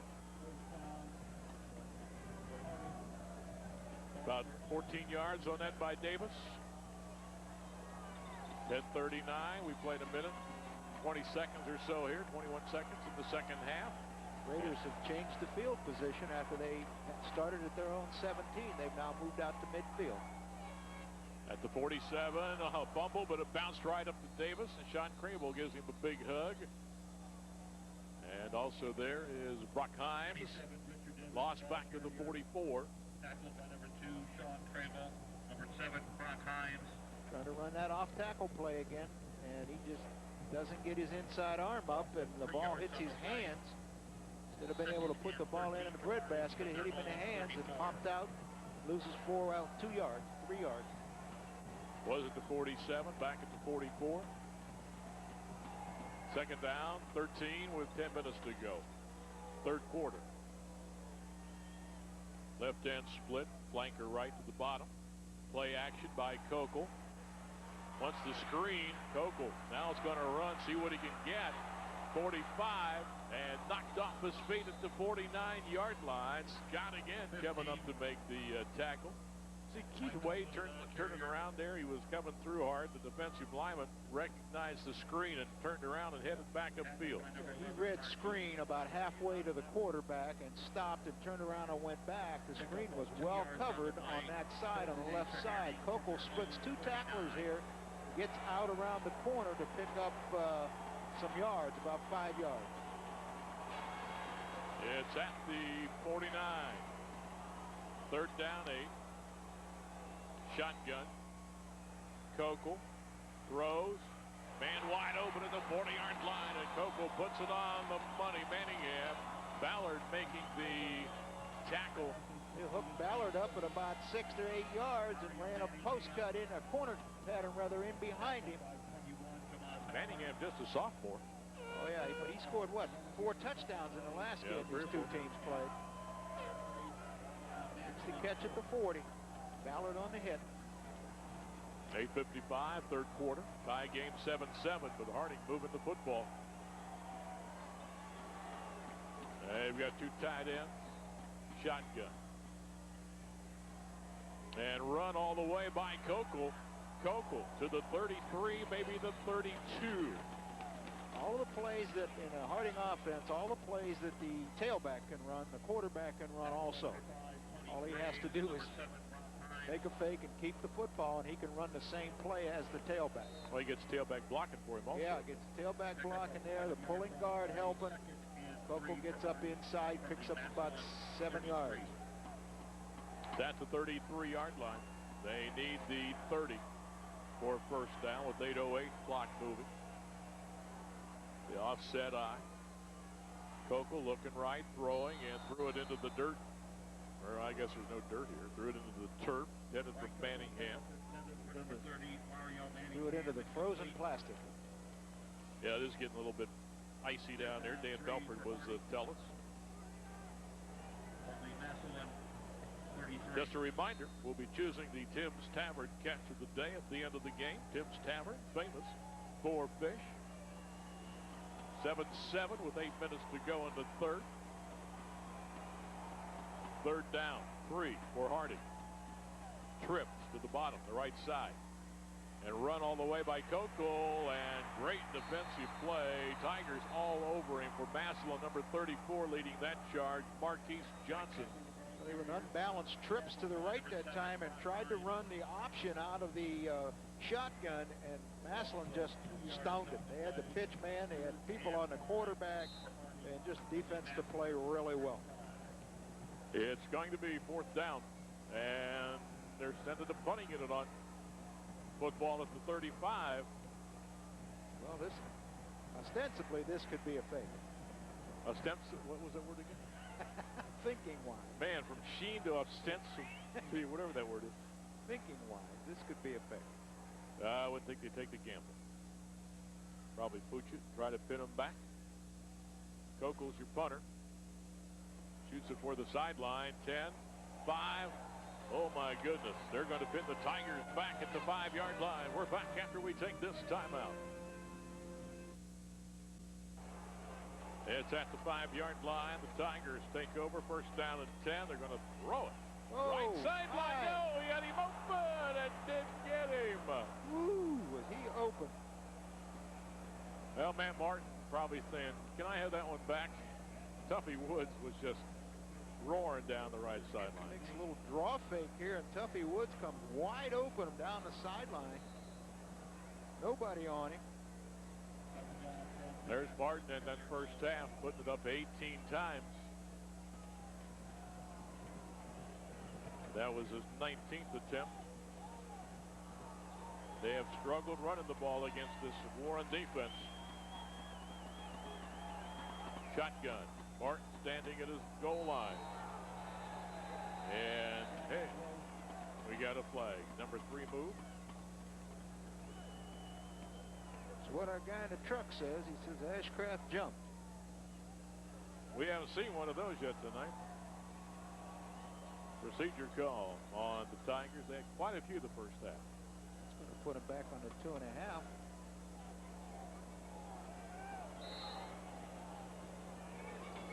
Be interesting to see if the Harding Raiders here bring some strong pressure looking for a safety. Second down, 12-13. Barton's going to go under center. Play action to Johnson. Throwing right side. It is, oh, Phillips had it, couldn't hold it to the 27. They were trying to get it into the hands of Terrence Roddy. Got that back coming out of the backfield, and nobody seems to pick him up until way late.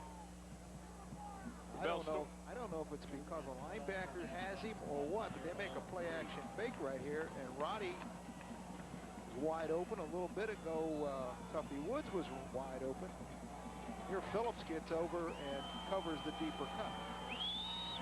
They'll score Sitko with that replay when you're on the go. They're going to quick kick it, hoping to get some field position back. Going to bounce down the sideline and got a good Massillon roll. It's going to be, there's the 45. It goes across to the 44. We're back after this timeout. On the downtown Ford scoreboard, 7-7. Nothing here in the second half. Both touchdowns in that first half. This is a run all the way by Phillips, and they defense that very well. They'll get about a yard to the 6-yard line. Phillips wanted to take that one off tackle, and somebody stepped up in a Tiger stepped up in a hole. He had to bounce it outside, and then the outside linebacker made the hit. Give him a yard. Second down and 9. 6:08. Clock moving. Third quarter here at the Rubber Bowl. Jim Johnson, Ed Glass, Dan Belford, Frank Salona with you, and the Image Video crew. Glad you folks are with us watching. Manningham will go to the top of your screen. Got a slot to the right, the bottom, and a shotgun for Phillips. Fake to Davis. Phillips keeps it. Got a seam, 50 down to the 47-yard line of the Tigers before Marquis Scott grabs him and brings him down. Number 11, Marquis Scott. Phillips getting up slow. He landed on the football here. This has the same effect in this offense as a counter play. They take the ball to the running back going to the left, and the quarterback keeps it going to the right. Well, we got 4 substitutions being made by Warren with a 3rd down and 2 coming up.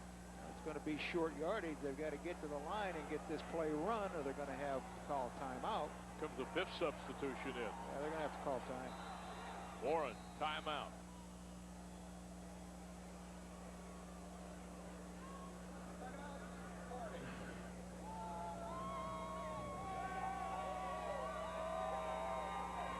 Coming up November 29th and 30th at Fossa Stadium and Paul Brown Tiger Stadium. These could be your seats for the OHSAA State Championship games.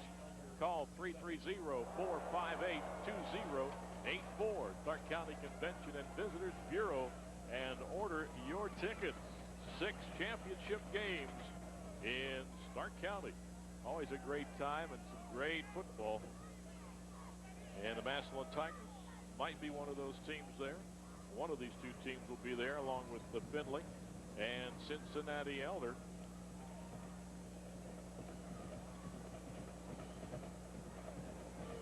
Elder was winning at the half, 21-14. 27-14 in the 3rd quarter as we're doing this broadcast. You'll know by the time you see this what the score was, the final.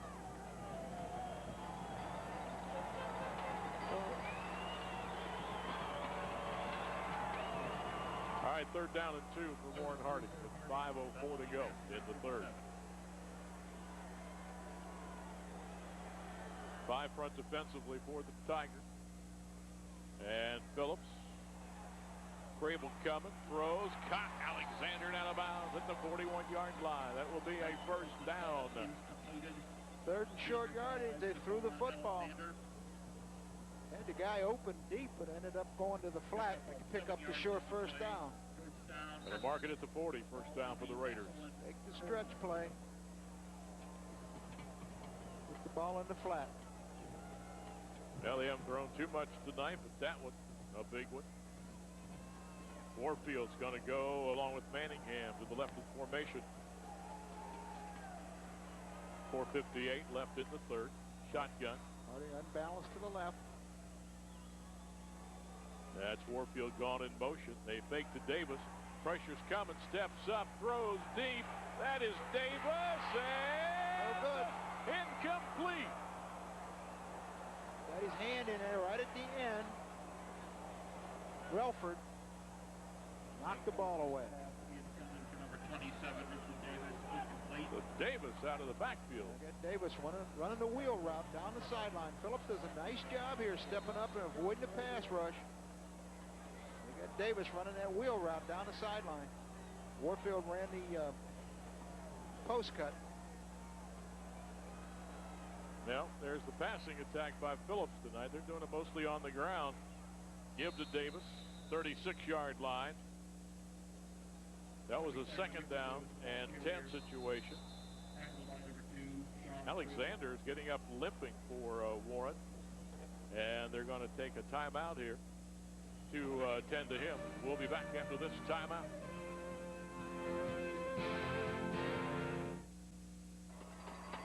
On the downtown sports scoreboard, 7-7. Alexander appears to be okay now, coming off to the sidelines. May have just had a leg cramp. Warren, the home team tonight. Massillon, the visiting team. 4:39 in the third. A big third down coming up for the Raiders. Third down and 6. 7-7. Out of the eye. Phillips is going to play act. Pressure's coming. Got to run. Runs into his own man and gives Wade a chance to grab him and pull him down. He had a big play going if he hadn't run into his own blocker. He was going out the backside of the pass rush, and there wasn't anybody there. Wade grabbed him after he ran into his own guy. Play action fake to the tailback. He wants to go deep. It's not open. He starts to cut to his left, and he's got room to run. But he runs right into big number 75.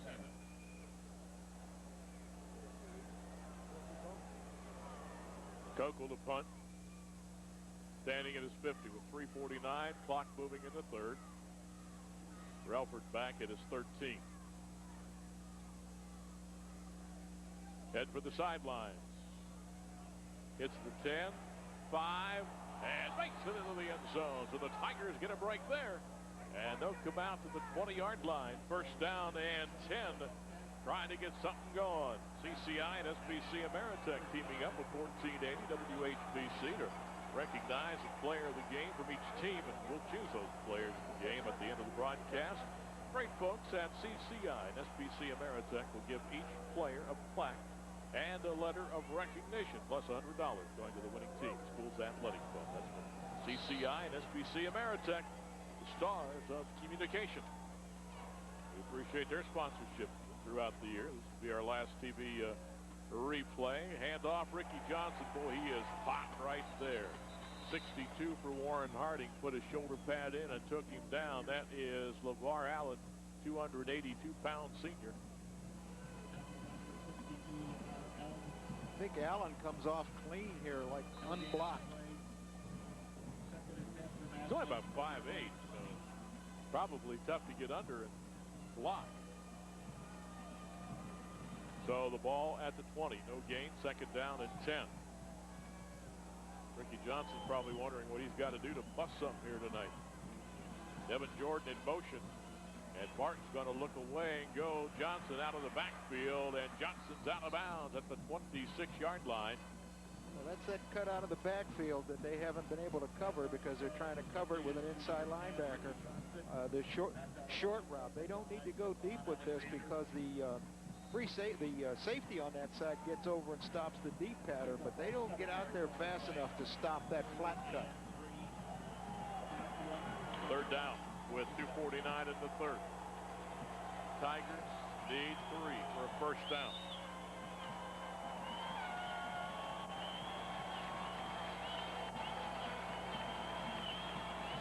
Jordan in motion. Martin looking back to the right side. Oh, ice trap gone over the middle. The ball a little bit behind him. Stephon, if he'd been able to grab it, would have had the first down, but the ball a little bit behind him. Might have had a lot more than a first down. He had an opportunity there. If he caught that ball, he was going to go off to the races. It's coming from left to right underneath the linebackers. You're right. Nobody out there. So a little bit behind, incomplete for Martin, and a punting situation for Massillon. Schaefer will stand at his 12-yard line. Well, after that first punt, Massillon has continued to kick the ball out of bounds. This is their first punt, isn't it, of the second half? First punt of the second half? Yeah. They're going to keep it in bounds. Second. Kick it to 35. And good coverage downfield. Well, there's an accomplishment for the Tigers. They got the punt covered and got him on the ground. Thaddeus Walker trying to find some room to run. Could not do so. key is to get the ball in the air to get your coverage team downfield. Yeah, you got to get enough height on the ball. Schaefer had a little wind. Well, I don't know. At this stadium, it's tough to tell because both streamers off the top of the posts are blowing in towards the field and towards the middle. Don't know where the wind's blowing. Usually it blows to the open end, though. 3, 4, 5. That's what, 6 punts for the Tigers tonight. No? Oh, I got the wrong sheet. Play action by the Raiders. Pass outside, caught at the 40-yard line to the 44-yard line. That's James Johnson out of the backfield. Waggle pass, make the tailback left. Got the fullback out in the flat to the right. Kokel, the quarterback on this series. We've seen a lot of substitutes. Well, 3 that time. Both teams substitute fairly liberally, and most teams do anymore in 2002. They play a lot of people because they don't want anybody in there that's tired. When you've got depth, you can do that. Well, you substitute for situations, don't you? Because the 2nd down and 1, so they go to the eye, and they give it to the fullback, who has been Alexander. Who is that? It's Alexander Number again. 5. Yeah. I think when he went out, he had a little bit of a leg cramp in his calf. That evidently has gone away. He picks up the 1st down. At the 46. 1st down's 11. And what's Massillon have, Frank? Frank Salone, our stat man. 11 1st downs for Warren Harding, and the Tigers have 6. We have 1:37 clock moving here in the 3rd at the Rubber Bowl. Harding's going unbalanced left with twins. Kokel, Masucci started to cut and slipped just a bit. Got a yard, maybe 2. Here, Dan Belford, one of those reports, mentioned that it's getting a little bit slippery now. Yeah, he said particularly towards the sidelines, it seems to be creeping toward the middle, and that time Masucci's foot went out from under him. Tried to make the cut. For Bellstor, Sitko will take another look at this. They tried to run back to the 2-man blocking side here. They had unbalanced to the left and wanted to run back into the 2-man side.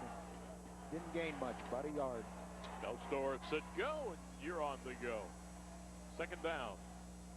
And we'll say 9. Kokel throws, sideline. Warfield made the catch inside Massillon territory, about the 47, 48-yard line, and Relford right there to make the tackle.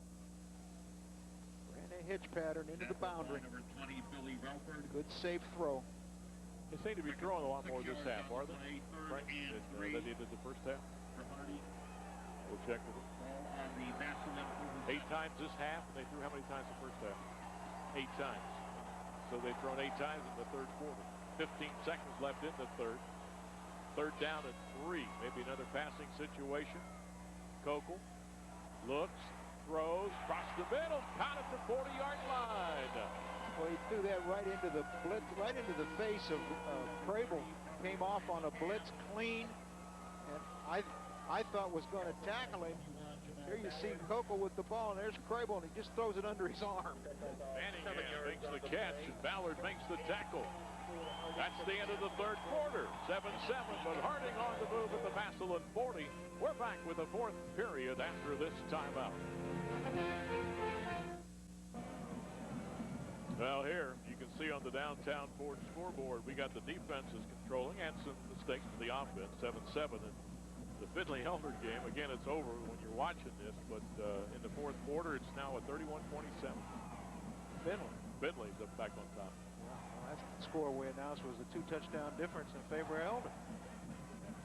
Wow. And the winners meet next Saturday night. Must be warmer down there. In Columbus, I don't know. Ohio State played there today, and it looked a little cool.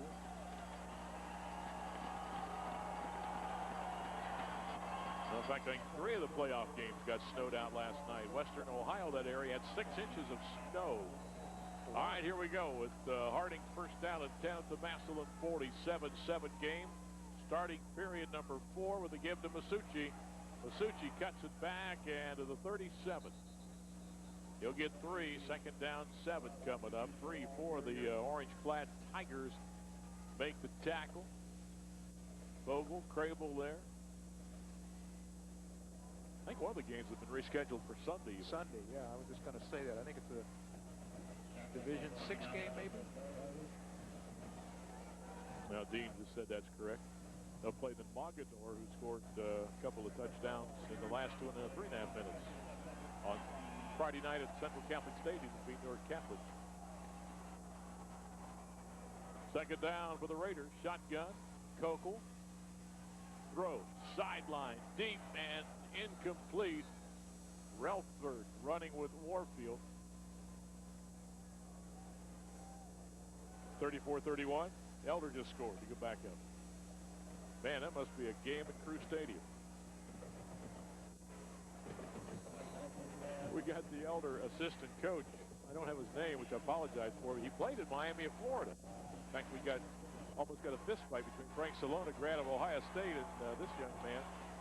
Not really, but Frank would have lost that one. Yeah, he would have. All right, third down for Warren Harding.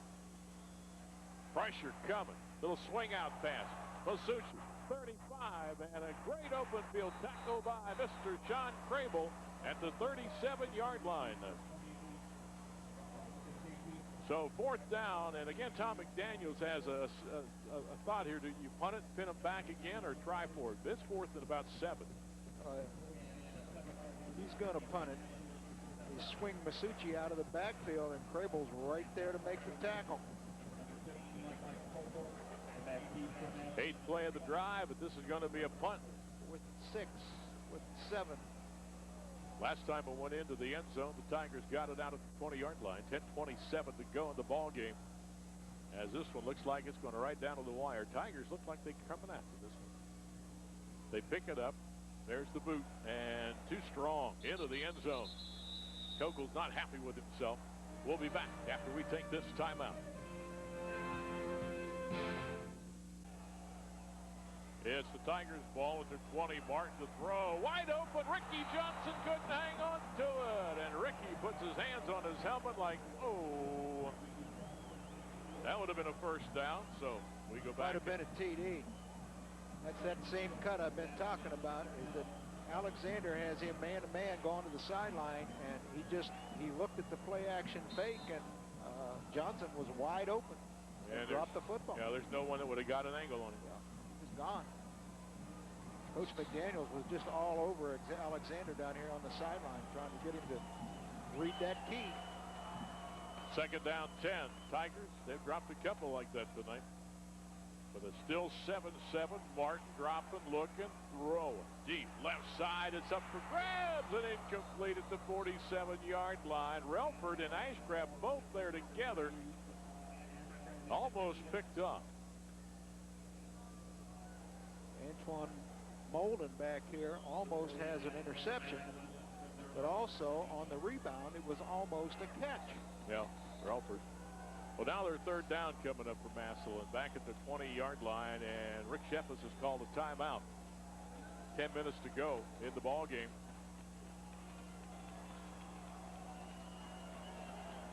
There's the numbers of Matt Martin. He's had a couple of drops. On the playoff situation, it's been a tight win over St. Ignatius. They stripped the ball to hang in there. They kick a field goal at the end to beat Lakewood St. Ed. The Mentor game was 14-7, so Harding has been in some very close playoff games. The Tigers, fairly easy time over Hoover. They got up big early, and the Vikings just couldn't get back in it. Really tight ball game against Pickering. Was that something else? Yeah. And then Pickerington last week for the first half was up in the air, and then Massillon sort of took over in the second half. So I guess both ball clubs used to the pressure, and we'll see how this one develops. Field position, Harding got the advantage a bit here. There's your total offensive plays by Frank Salona. So the Raiders with an advantage there. Harding has had time of possession in the second half. They just haven't been able to score. They haven't been able to get much beyond the 35-yard line. Well, it's third down. Big play. Ashcraft in motion. Martin takes the snap, looking left all the way, throws, and into coverage. Devin Jordan, the intended receiver. And right there with the tight, good coverage for Harding was Prescott Burgess, who did not play in that regular season game.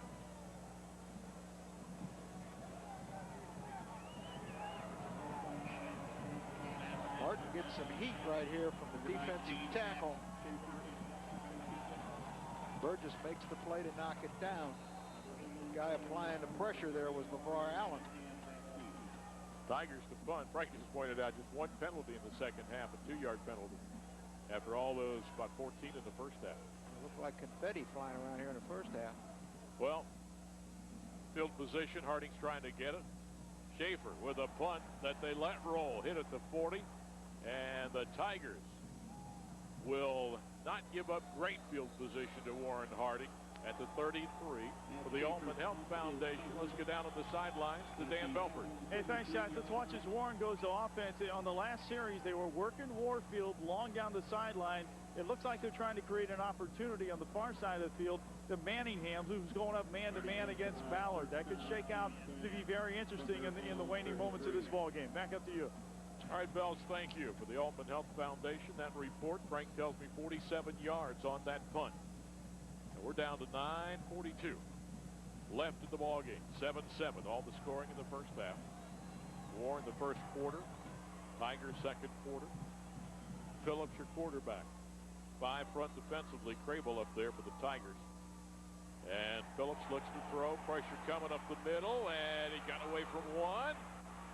And will throw incomplete. Crable finally came up with the pressure, but the initial pressure was by 34 of the Tigers, Marquise Johnson. And then Marquise Watkins put some pressure. Bells, what you got for us? Well, just a comment, guys. What we were saying before that play is sending Warfield in motion, giving him the look long, and work Manningham. Manningham gave a look to the sideline to Ballard.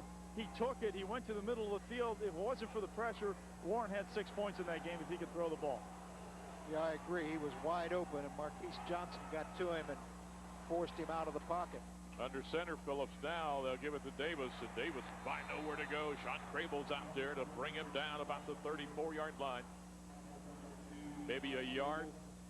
Second 9. There's the clock, 9:16, and counting down in the fourth quarter. 7-7. Which of these teams will play for a state championship next Saturday night at Fossa Stadium in the Division I title game? I think I gave the wrong name on the guy that put the pressure on. I think that was Reggie McCullough. Third down. Shotgun. Run all the way, and nowhere to go. Bogle's got him up high, but again, coming in with some good penetration with Marquise Johnson. 3 and out is not what the Raiders wanted on that. They needed to get a couple first downs and change that field position. Now they're going to be punting off their own 35 and probably put the Tigers in pretty good field position. As you look at part of the crowd here tonight, I thought that might have been the Warren Harding side.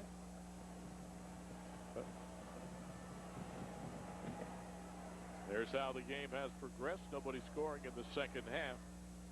Kokel at his 21-yard line. Which team will break through? Crable with some pressure, but Kokel hammers this one. Relford back at the 23-yard line. And Relford has really played well in handling kicks like that. Will grab it, fair catch at the 23. It's a good punt. Put him back to the 23.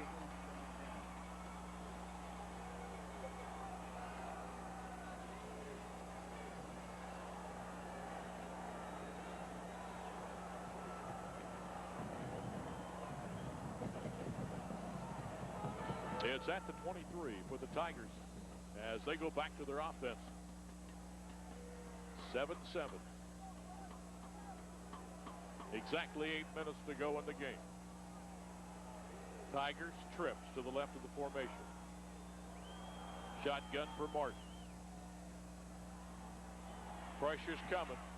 Throws. Whoop! Tipped and incomplete. My goodness. Masucci almost had that one picked off. Relford was over there along with Helsel. And for Sitco Bell Stores, we'll take a look at this one. Harding brought a linebacker, McCready's, up the pipe here.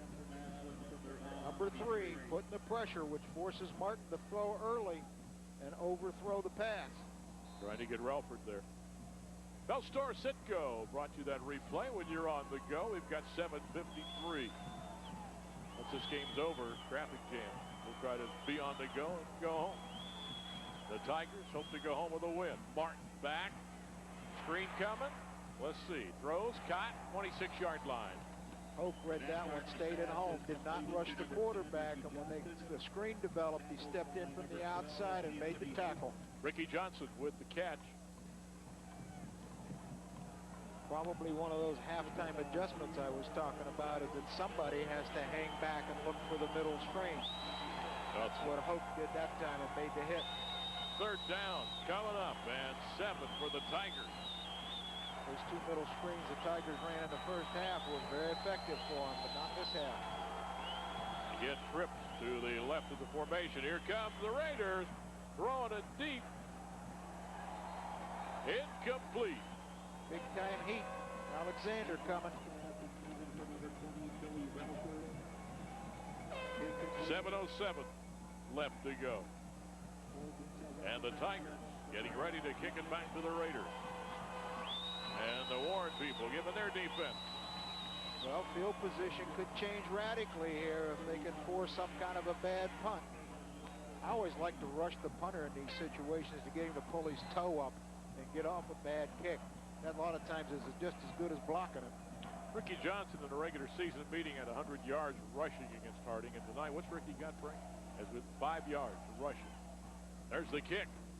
And it'll be fielded, fumbled, fallen on. About the 45-yard line, the 46-yard line. Walker coming up. Field position now has changed in the favor of Warren Harding.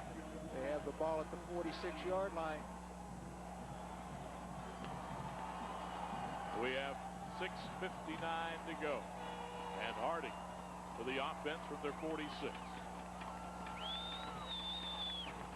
Well, if you're a football fan and you got the Buckeyes on Saturday, you were biting your nails off through that one, and now this is the second game today I've bit my nails the whole time. I don't care who wins this, but the Ohio State game, I care a lot. Handoff. Davis stopped at the 45. Powers maybe over a yard at the 46. Got back to the line of scrimmage. Well, these two defenses are just playing a great football game. People get blocked and don't stay blocked. They come off of their blocks and flow to the football and make tackles. Both teams leaving their heart out on the field. Well, you got quickness on both sides, and the quick defenses right now are negating the quick skilled people. You get the ball to somebody. Both teams got to hope they break a big play or get a big break someplace. Second down 10. Forefront defensively for the Tigers. Kokel, your quarterback for the Raiders. Pitch. Davis, I thought he was going to pull up and throw it. That's Graves in there, pulled him down at the 42-yard line. Went unbalanced and ran that toss sweep, and again, linebacker fired right up the football field, got into play. So Davis going to lose a little bit here. What's Davis got, Frank? 18 carries, 55 yards. And Ricky Johnson, we told you, just 5 yards carrying. So Davis is finding it tough against the Tiger defense. 5:35, clock moving. Each team with 2 timeouts. Harding looking at a big third down at about 14. And Kokel tries to get those 14, whips it, and it is intercepted at the 39. McConnell tried to run the quick post. Threw it too far inside, and McConnell just right there on the money, made the hit, made the catch. Now Bell Store Sitco replay coming up here for you. Trying to run a quick post to the wideout. The ball is thrown too far inside. Great catch. Manningham trying to run that pattern. Bell Store Sitco when you're on the go. In motion, Ashcraft. Tigers now will see if they can do some of their offense. This is Roddy. And look at the Harding defense. Answer right back. Coming through there. McCready. Wow. Scraping off on the pitch. Hand off to Roddy, going wide to the left. McCready scrapes off and makes the tackle. Frank Shalona just told me Massillon has 10 yards rushing for the game. Timeout, Massillon. 5:04 to go. It's 7-7. I smell OT. You Think something's got to happen, huh? you'd think it would, but I don't know. I mean, there are so many playmakers on each side of this football. They aren't making plays. There's so many defenders that are right there with them. I still think if Massillon runs Johnson out of the backfield, they've got a chance of throwing that ball short and letting him run with it. Well, Massillon one timeout. There's your rushing numbers for the game. My goodness. 126 to 10. Laurie Carey on Chiron tonight, putting those numbers up from front. Tells a big story to our viewers as you look into the Massillon offense, and they're looking at 2nd down and 12. They've just been unable to run the football. And Harding is running a little bit better. Then you go to the passing numbers, and you just kind of turn it around. 150 to 69 in favor of the Tigers. Well, Massillon, 2nd down, 12. And this is Himes in there. Takes it, runs it. First time we've seen him tonight, and with that carry. Got 2 quarterbacks in the backfield business, and they don't know which one they're going to snap it to. Himes is a real scooter with that football. They snapped it to him, and he ran out around the corner. You got Brock Himes, number 7 on defense, and that is Steve Himes. Both quarterbacks in the backfield again.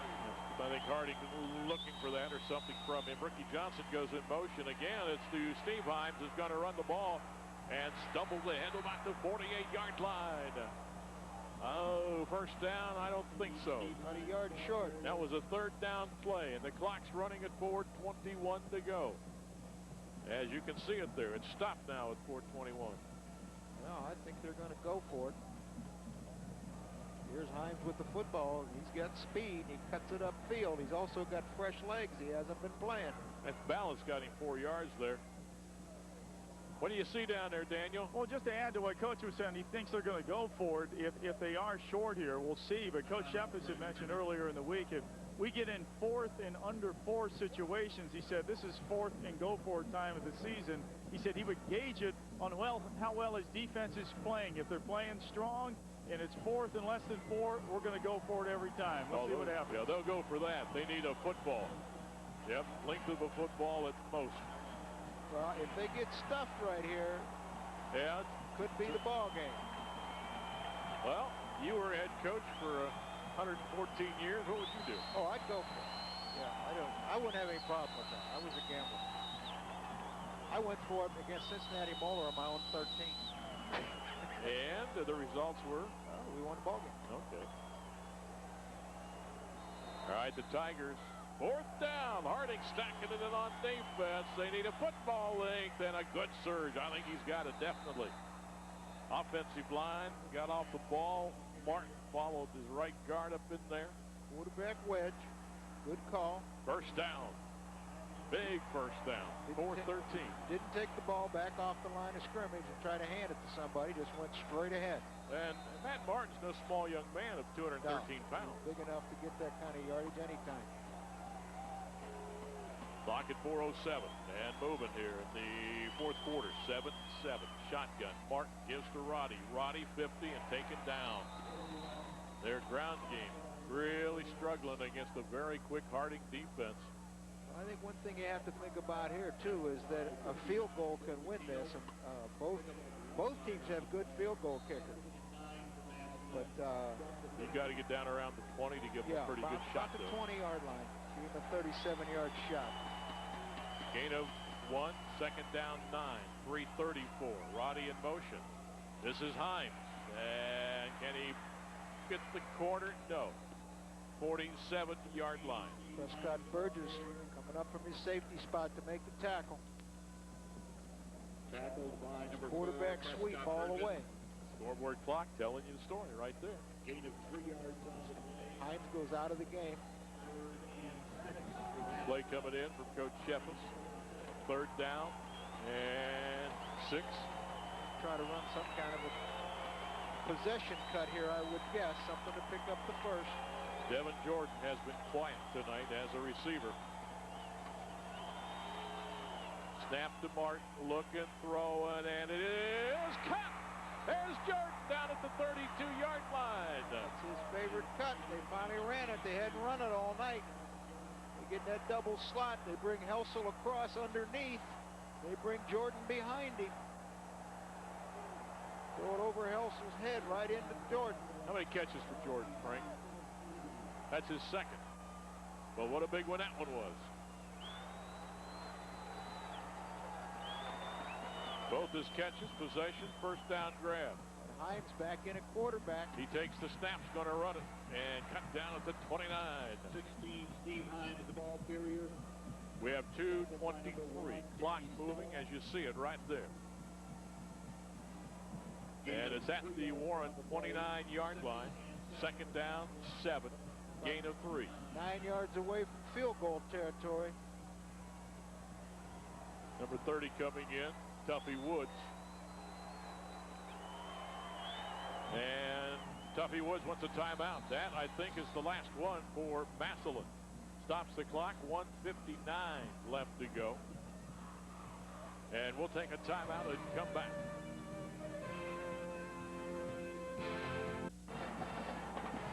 On the downtown Ford scoreboard, 7-7. What was this game, Coach? A pick-em ball. And it's been that. 1:59 to go. The Tigers down at the 29 of Warren. Trying to get something out of this and play again on Saturday night. Himes will take the snap. It's going to be a run all the way. He's to the 25, the 20, the 15, the 10, the 5, down to the 4-yard line. What a difference he's been in this offense. Him running the football out of the shotgun has just torn a big hole in the Raider defense. Well, Bellstor Sitko will show you that one again. This is just one-on-one blocking, and he's trying to. Good blocking. Martin went up and tried to block a linebacker. Himes has just got good speed and weaves his way all the way to the 3.5, 4-yard line. Yeah, you go back on that one and give all your linemen lollipops. They had a great block on about everybody. Well, they got a hat on a hat. Now Martin under center. If the Tigers just don't turn it over, they give it to Ricky Johnson. Down near the goal line, did not get in. But I'm telling you, he's a couple of inches away. About the 6-inch line right there. Ground level shot of that play. Here it comes. Cracks it in there, and he's, wow, right down to the 1-foot line here. Well, we've got a timeout taken by Harding. 1:16 to go. And Harding probably thinking that it's going to be tough to keep Massillon out of there. We've got to get the ball back and see if we can get upfield. But Harding now with just 1 timeout left. Massillon is out of timeouts. The Raiders with 1 left.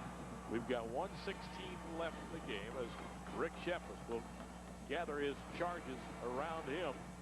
Well, I think we'll see another quarterback sneak with Martin. Martin's big enough, strong enough that if he wedges straight ahead with his offensive lineman, he can get in the end zone. Well, Cincinnati Elder will be in the championship game next Saturday night. They have beaten Findlay 34-31. And here the Tigers just trying to get 6 more points and get the lead here.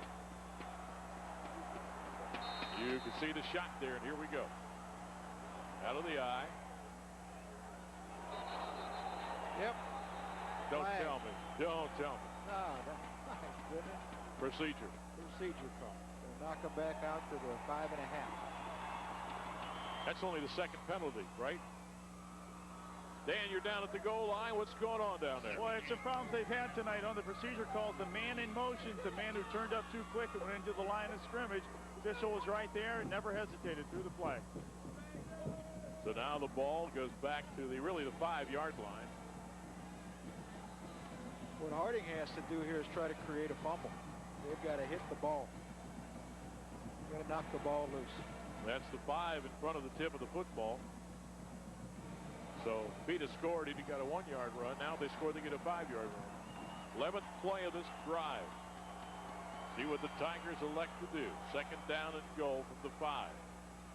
Out of the eye. Give Ricky Johnson the corner. He is going to go in. Touchdown. And the stretch. Tigers with the lead with 1:11 to go in the football game. Now we will tell you, if Massillon hangs in here, that we'll have it on 1480. Two tights, they shuffle motioned into a wing, got a double team out there on the defensive outside linebacker, and Johnson took it to the pylon for the score. Del Store Sitco bringing you that replay. Schaefer the point after drills it through the upright. So 1:11 to go in the ball game. It's now the Massillon Tigers 14, Warren Harding 7. And if you're a Massillon fan or just a Stark County fan and you want to see the Tigers maybe play for a state title, these could be your seats at Boston Stadium next Saturday night. Call the Stark County Convention and Visitors Bureau 330-458-2084. The Ohio High School State Athletic Association Championship games. 3 title games at Paul Brown Tiger Stadium and 3 at Boston Stadium. I was going to try to tell you, this is our last TV telecast. We've had some nice comments from the kids throughout the year, especially Massillon now in the playoffs. They have some memories to keep, but the Division I state finals into the hands of ONN, exclusive rights. But we will have the Massillon game if they hang on to make it to the title game on 1480 radio on Saturday night. They kick it at 8, so we'll be on the air at 7:40. Well, do you kick this one, top it, let it bounce down the field? Oh, that's what they've got to do. Yeah, they don't want to run the risk of kicking it deep. They haven't had trouble defending kickoffs tonight, but you know, historically they've had immense problems defending Warren Harding kickoff punt returns and stuff earlier in the year, and they had a big punt return against them tonight. So I would guess, unless they know Schaefer can kick this ball in the end zone, what they're going to do is bounce it. 62 yards, 11 plays. Up, they're going to hammer it. And it's going to be grabbed at the 14-yard line. Manningham, he's the one that hurt him during the season, and he's out to the 45-yard line. That surprised me. I did not think they'd put that ball in the air. It was an easy return kick. Mario Manningham Popped it up high. He caught it at about the 13. Perfect return ball as far as a return team is concerned, no matter who you are. And he almost gets out of here. Wow. Finally get him on the ground at the 45. Well, Harding has got the capabilities. We got 1:03 to go. The Tiger defense will try to put the stoppers here. And I would think Harding will go upstairs with it. We got a flag dropped by the back judge. 2, 4, 6, 8. There's 12 guys for Massillon on the field. Third time tonight. Wow. Balls to the 50. Third time. Ball goes to midfield.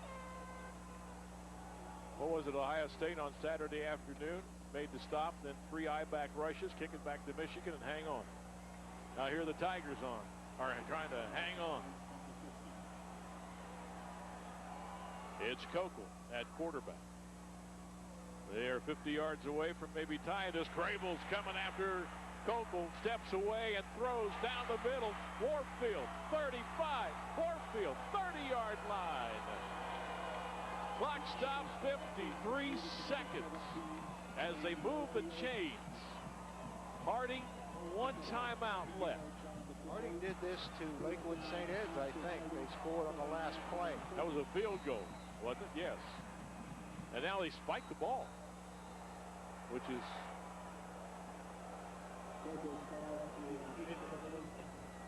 Dean just told us that field goal set up by a 65-yard pass. Yeah, I knew it was. They came out and they had actually had like 2 plays left is all they had. And they hit a 65-yard pass and then lined up and kicked the field goal with 7 seconds left on the clock. We got 50 seconds left in this ball game. It is 14 Massillon, 7 Warren. But if you're a Tiger fan, better strap yourself into your seat because Harding will be throwing for the end zone from the 30-yard line. Brought Crable on the last down. This time they're going to drop him off. Shotgun, Kokel looks, throw. And nobody's open. Good coverage by the Massillon defense. Threw it away on purpose. In fact, Harding didn't really have anybody deep in the pattern inside the 20. Now they're down to 2 downs after spiking the ball. This surprised they spiked the ball? Yeah, they got timeouts left, don't they? They had 2. Yeah, we got them with 1. Maybe that was not a design deal. Kokel just did that. Yeah, got him up there and spiked the ball in a hurry because he thought that was what he should do. That's true. Scoreboard, that could be no timeouts left for Warren. It looks like a 1, could be half a 0. Play action, Kokel back, almost lost control. Looking, pressure, still running. Nobody's open. Now he's going to throw downfield and incomplete. Relford there defending on Warfield. You know, I think they're right in the truck. That's a 0 on the scoreboard, and the lights are out. Yeah, they may not have any timeouts, and that's why he had to spike the ball. All right, that was an intelligent play there. Kokel trying to find somebody to throw it to, and the coverage is good. Tigers have enough pressure to make him roll out of the pocket. He finally just throws it down the sideline, intended, I think, for Warfield out here. Yeah, he was there, and that's McConnell. 4th down. 32 seconds. They need 10 yards. Low snap. Kokel back. Looks, throws. Got a man at the 17-yard line. Now they got to get up. That is Stella. 1st down. The clock should stop until they move the chains. 25 seconds left to go. Harding at the 17-yard line. And now he'll spike it again, which he did intelligently the first time. Yeah, we thought that was our error. We thought there were, according to the scoreboard, that there were timeouts left, but there aren't. 22 seconds, and it's at the 17. We have had some dandies in the playoffs, haven't we? This is the only place against any kind of a soft prevent style defense you're going to find a hole, and that's over the middle underneath the safeties. 2nd down 10. Harding at the Massillon 17 with 22 seconds left. No one has left. Out of the eye. Play action. Here comes Crable. Kokel throws. Got a man wide open. Touchdown, Warfield. Ran a post cut. Nobody covered him. Harding has come back to get within 1 point with 17 seconds to go. Jermaine Warfield ran a quick post. We got a little play action fake here, which at this point in the game shouldn't hold anybody. Crable coming hard from the outside. Warfield's all alone. Nobody there. Well, now, big extra point coming up. They're not going to go for 2 in the win. These are high school young men out there, and the pressure is on. They need the extra point to tie it up. Snap, spot, kick, up, and it is good. The extra point by Joe Spain. Now, go ahead and say it. Do you smell overtime? Oh, my goodness. Harding. 14. They got the ball with, what, 1:11 to go, and went 55 yards in 1:11 to tie the game. That kick return set him up at the 45, and the 5-yard penalty to the 50, and a couple of big passes. Well, the Tigers. Why is that always the way where you see no offense for 4 quarters, and in the last 2 minutes of the game, both teams are all over the football field? Tigers did this against Perry, come back and won the game. After Perry had scored, looked like they had the win. Massillon scores, looks like they got the win. In fact, they pulled out their tickets, the information sheet here. Harding goes down, ties it up. What you showing me? Warfield has caught 5 passes for 65 yards. Mercy. One weekend we had Louisville, Olmsted Falls, and Massillon, and Perry. What great games. Yeah, one was 21-20 and the other was 23-21. And some excellent, exciting playoff action. Well, Harding, I doubt if they go deep, not with 17 seconds and no timeouts by anybody. Just hammered. They better get on that. They better get on that, and they finally do. Ashcraft grabs it about the 19-yard line. They would have liked it to go out of bounds, but Ashcraft wasn't sure it was going to kick out of bounds, so he grabbed it, which he should have. If it went out, they would have had the ball out of the 35 and a little better field position. Bad thing about being a play-by-play guy, sometimes you want to be a typical fan. You better get on there. We had 14 seconds left, and I would presume, trying to read Coach Rick Shepard on the far sideline there, they certainly wouldn't want to put the ball up and suffer an interception here. Got to take a knee. Looks like that's what's going to happen. And go to overtime. Yep. That's it. We're going to go to overtime in this Division I state semifinal here at the Rubber Bowl. We'll have the overtime action for you after we take this timeout.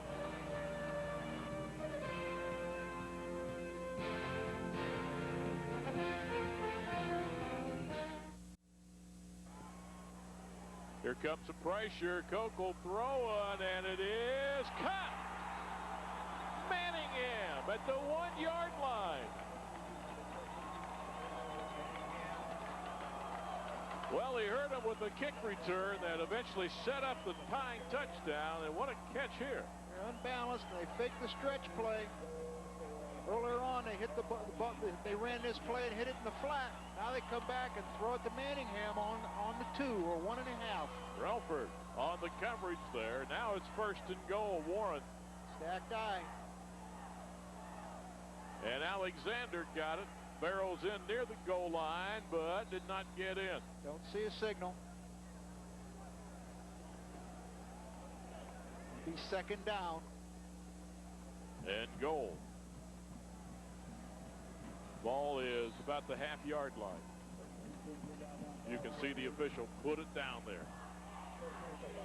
It's surprising they run the fullback mostly out of this triple I instead of the tailback. Well, they also run a toss sweep out of it. Fumble!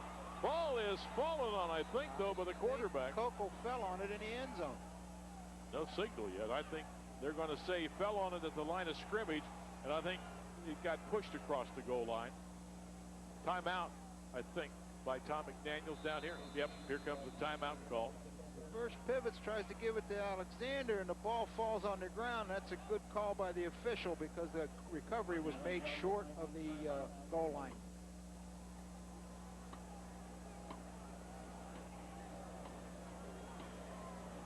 Timeout, Warren. We're going to have to wrap this in a hurry, so I'll scoot over closer to Frank here. We can start looking at some final stats, although who knows how many overtimes we're going to have here.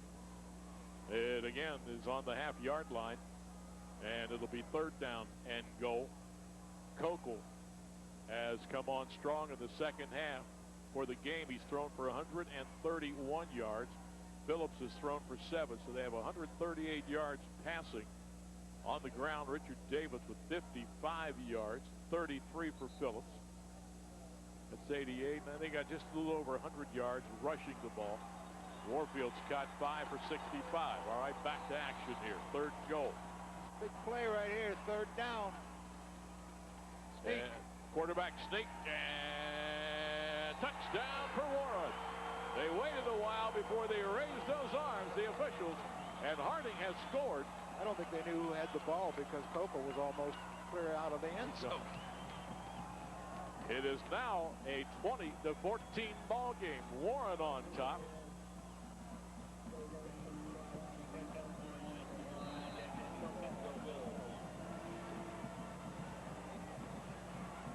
Well, Kokel's had himself a heck of a second half. Sure has. And this point is really important in overtime. Spain hits it, drills it through. So Harding has done what they can do with their possession here in the overtime. Now the Massillon Tigers have to regroup, and they've got to find the end zone. We'll be back after this timeout. First play for Massillon as they try to get a touchdown with an extra point to tie things up. And it's going to be given off to Ricky Johnson. Johnson left side, 15, 10 out of bounds. That's what they ran for their touchdown down at the other end, and he had a lot of room to run out to the outside. They ran it again, the stretch play. They get good blocks on the corner, get a double team on the end, Hoke. And at that point, Johnson's around the corner. Phillips took him out there. First down. It's just inside the 10. Overtime, number 1. Harding has scored to lead it, 21-14. Tigers now need 10 yards to try and tie it up. Try to go to the field with it. Ricky Johnson, a lot of black shirts out there, and they're going to take him down for at least a yard loss at the 11th. Second and goal from there. Tried to give him 2/3 of the football field to take that stretch play outside, but he has to wait a little bit on the handoff. At that point, of course, he may have hurried, got too far out wide, too. It's at the 11th. Second down and goal. Massillon has to score and kick the point, or it's Warren Harding against Elder in the state title game at Fawcett next Saturday. This could be one of those games. It's a 5 or 6 overtimes, Jim. Couple of tight ends, a wing formation. Collins, pretty good pass receiver, breaks off the line of scrimmage. Martin's looking. Wide open. Throw on and incomplete. Underthrew it. It was intended for Collins, who came off that right side from the tight end position. There were 2 tight ends, and they crisscrossed the tight ends. Took the left tight end to the right, Collins back here to the left. He was wide open. He just underthrew the football. If he'd have lofted it up in the air and given it a little more zip, he wouldn't have had to come back after it. Warren Harding takes timeout. What a game. Now the Tigers have 2 snaps to get to the end zone from 11 yards out. Got 2 tight ends crisscrossing like that down in close on the inside to 10 where your opponent's playing man-to-man probably. That's a heck of a play call. Well, we gave you the stats we could for Warren. For Massillon, Matt Martin, that was his 30th pass tonight. He's thrown for 165 yards. Ricky Johnson has carried it 11 times for 16 yards. That's how they've defensed him. Steve Himes has been the spark plug, 5 carries, 46 yards. And he had some big carries in that the touchdown drive. And Ricky Johnson has caught 4 balls for 51 yards. So that sort of summarizes where we are. 5, 9, 10 first downs for Massillon. 8, 9, 10, 11, 16, and a quick look for Warren. Here we go. Tigers need to score and kick the point. 3rd and goal. Martin back, looking, throw in, and it is caught. Collins, tight end. They've run that all night long. That's that little play action fake in the backfield, and they had Collins on the corner route. Well-executed football play. The fake to Johnson, and they just lay it up. Tight end running a corner route all by himself. Well, now Schaefer and the snapper and the holder, they feel that pressure to get this one through to tie it up. Snap, down, kick, up, and no good! Oh, my goodness! And Warren Harding has won this game, 21-20. Nothing is automatic in the game of football. We'll be back and wrap it up after we take this timeout.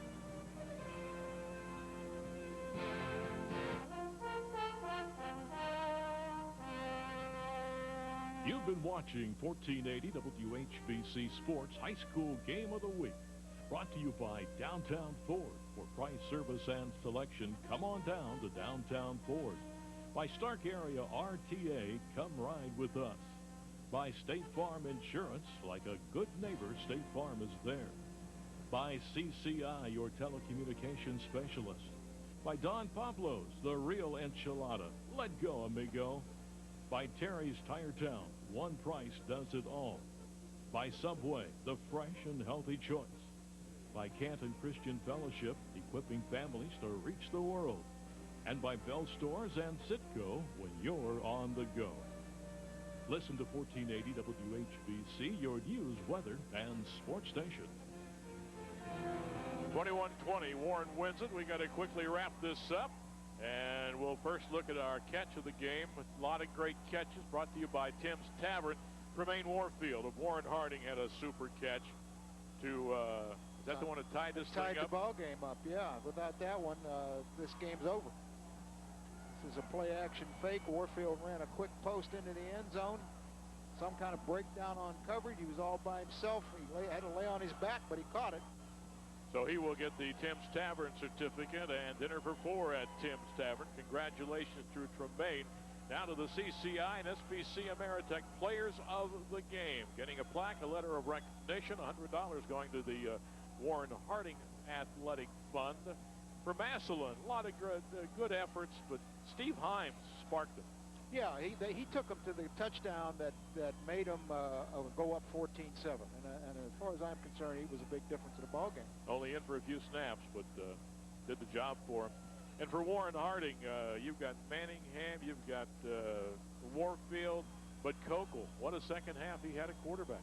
Yeah, threw for what, 150, 140 yards, something like that in the second half? Over 100, I know that. And his arm, but one reason they came back. So Mike Kokel of Warren Harding, MVP for the Raiders, and Himes for the Steve Himes for Massillon. Got to run. Thanks to Image Video, Dan Belford, Frank Salona, Ed Glass, Jim Johnson saying so long from the Rubber Bowl.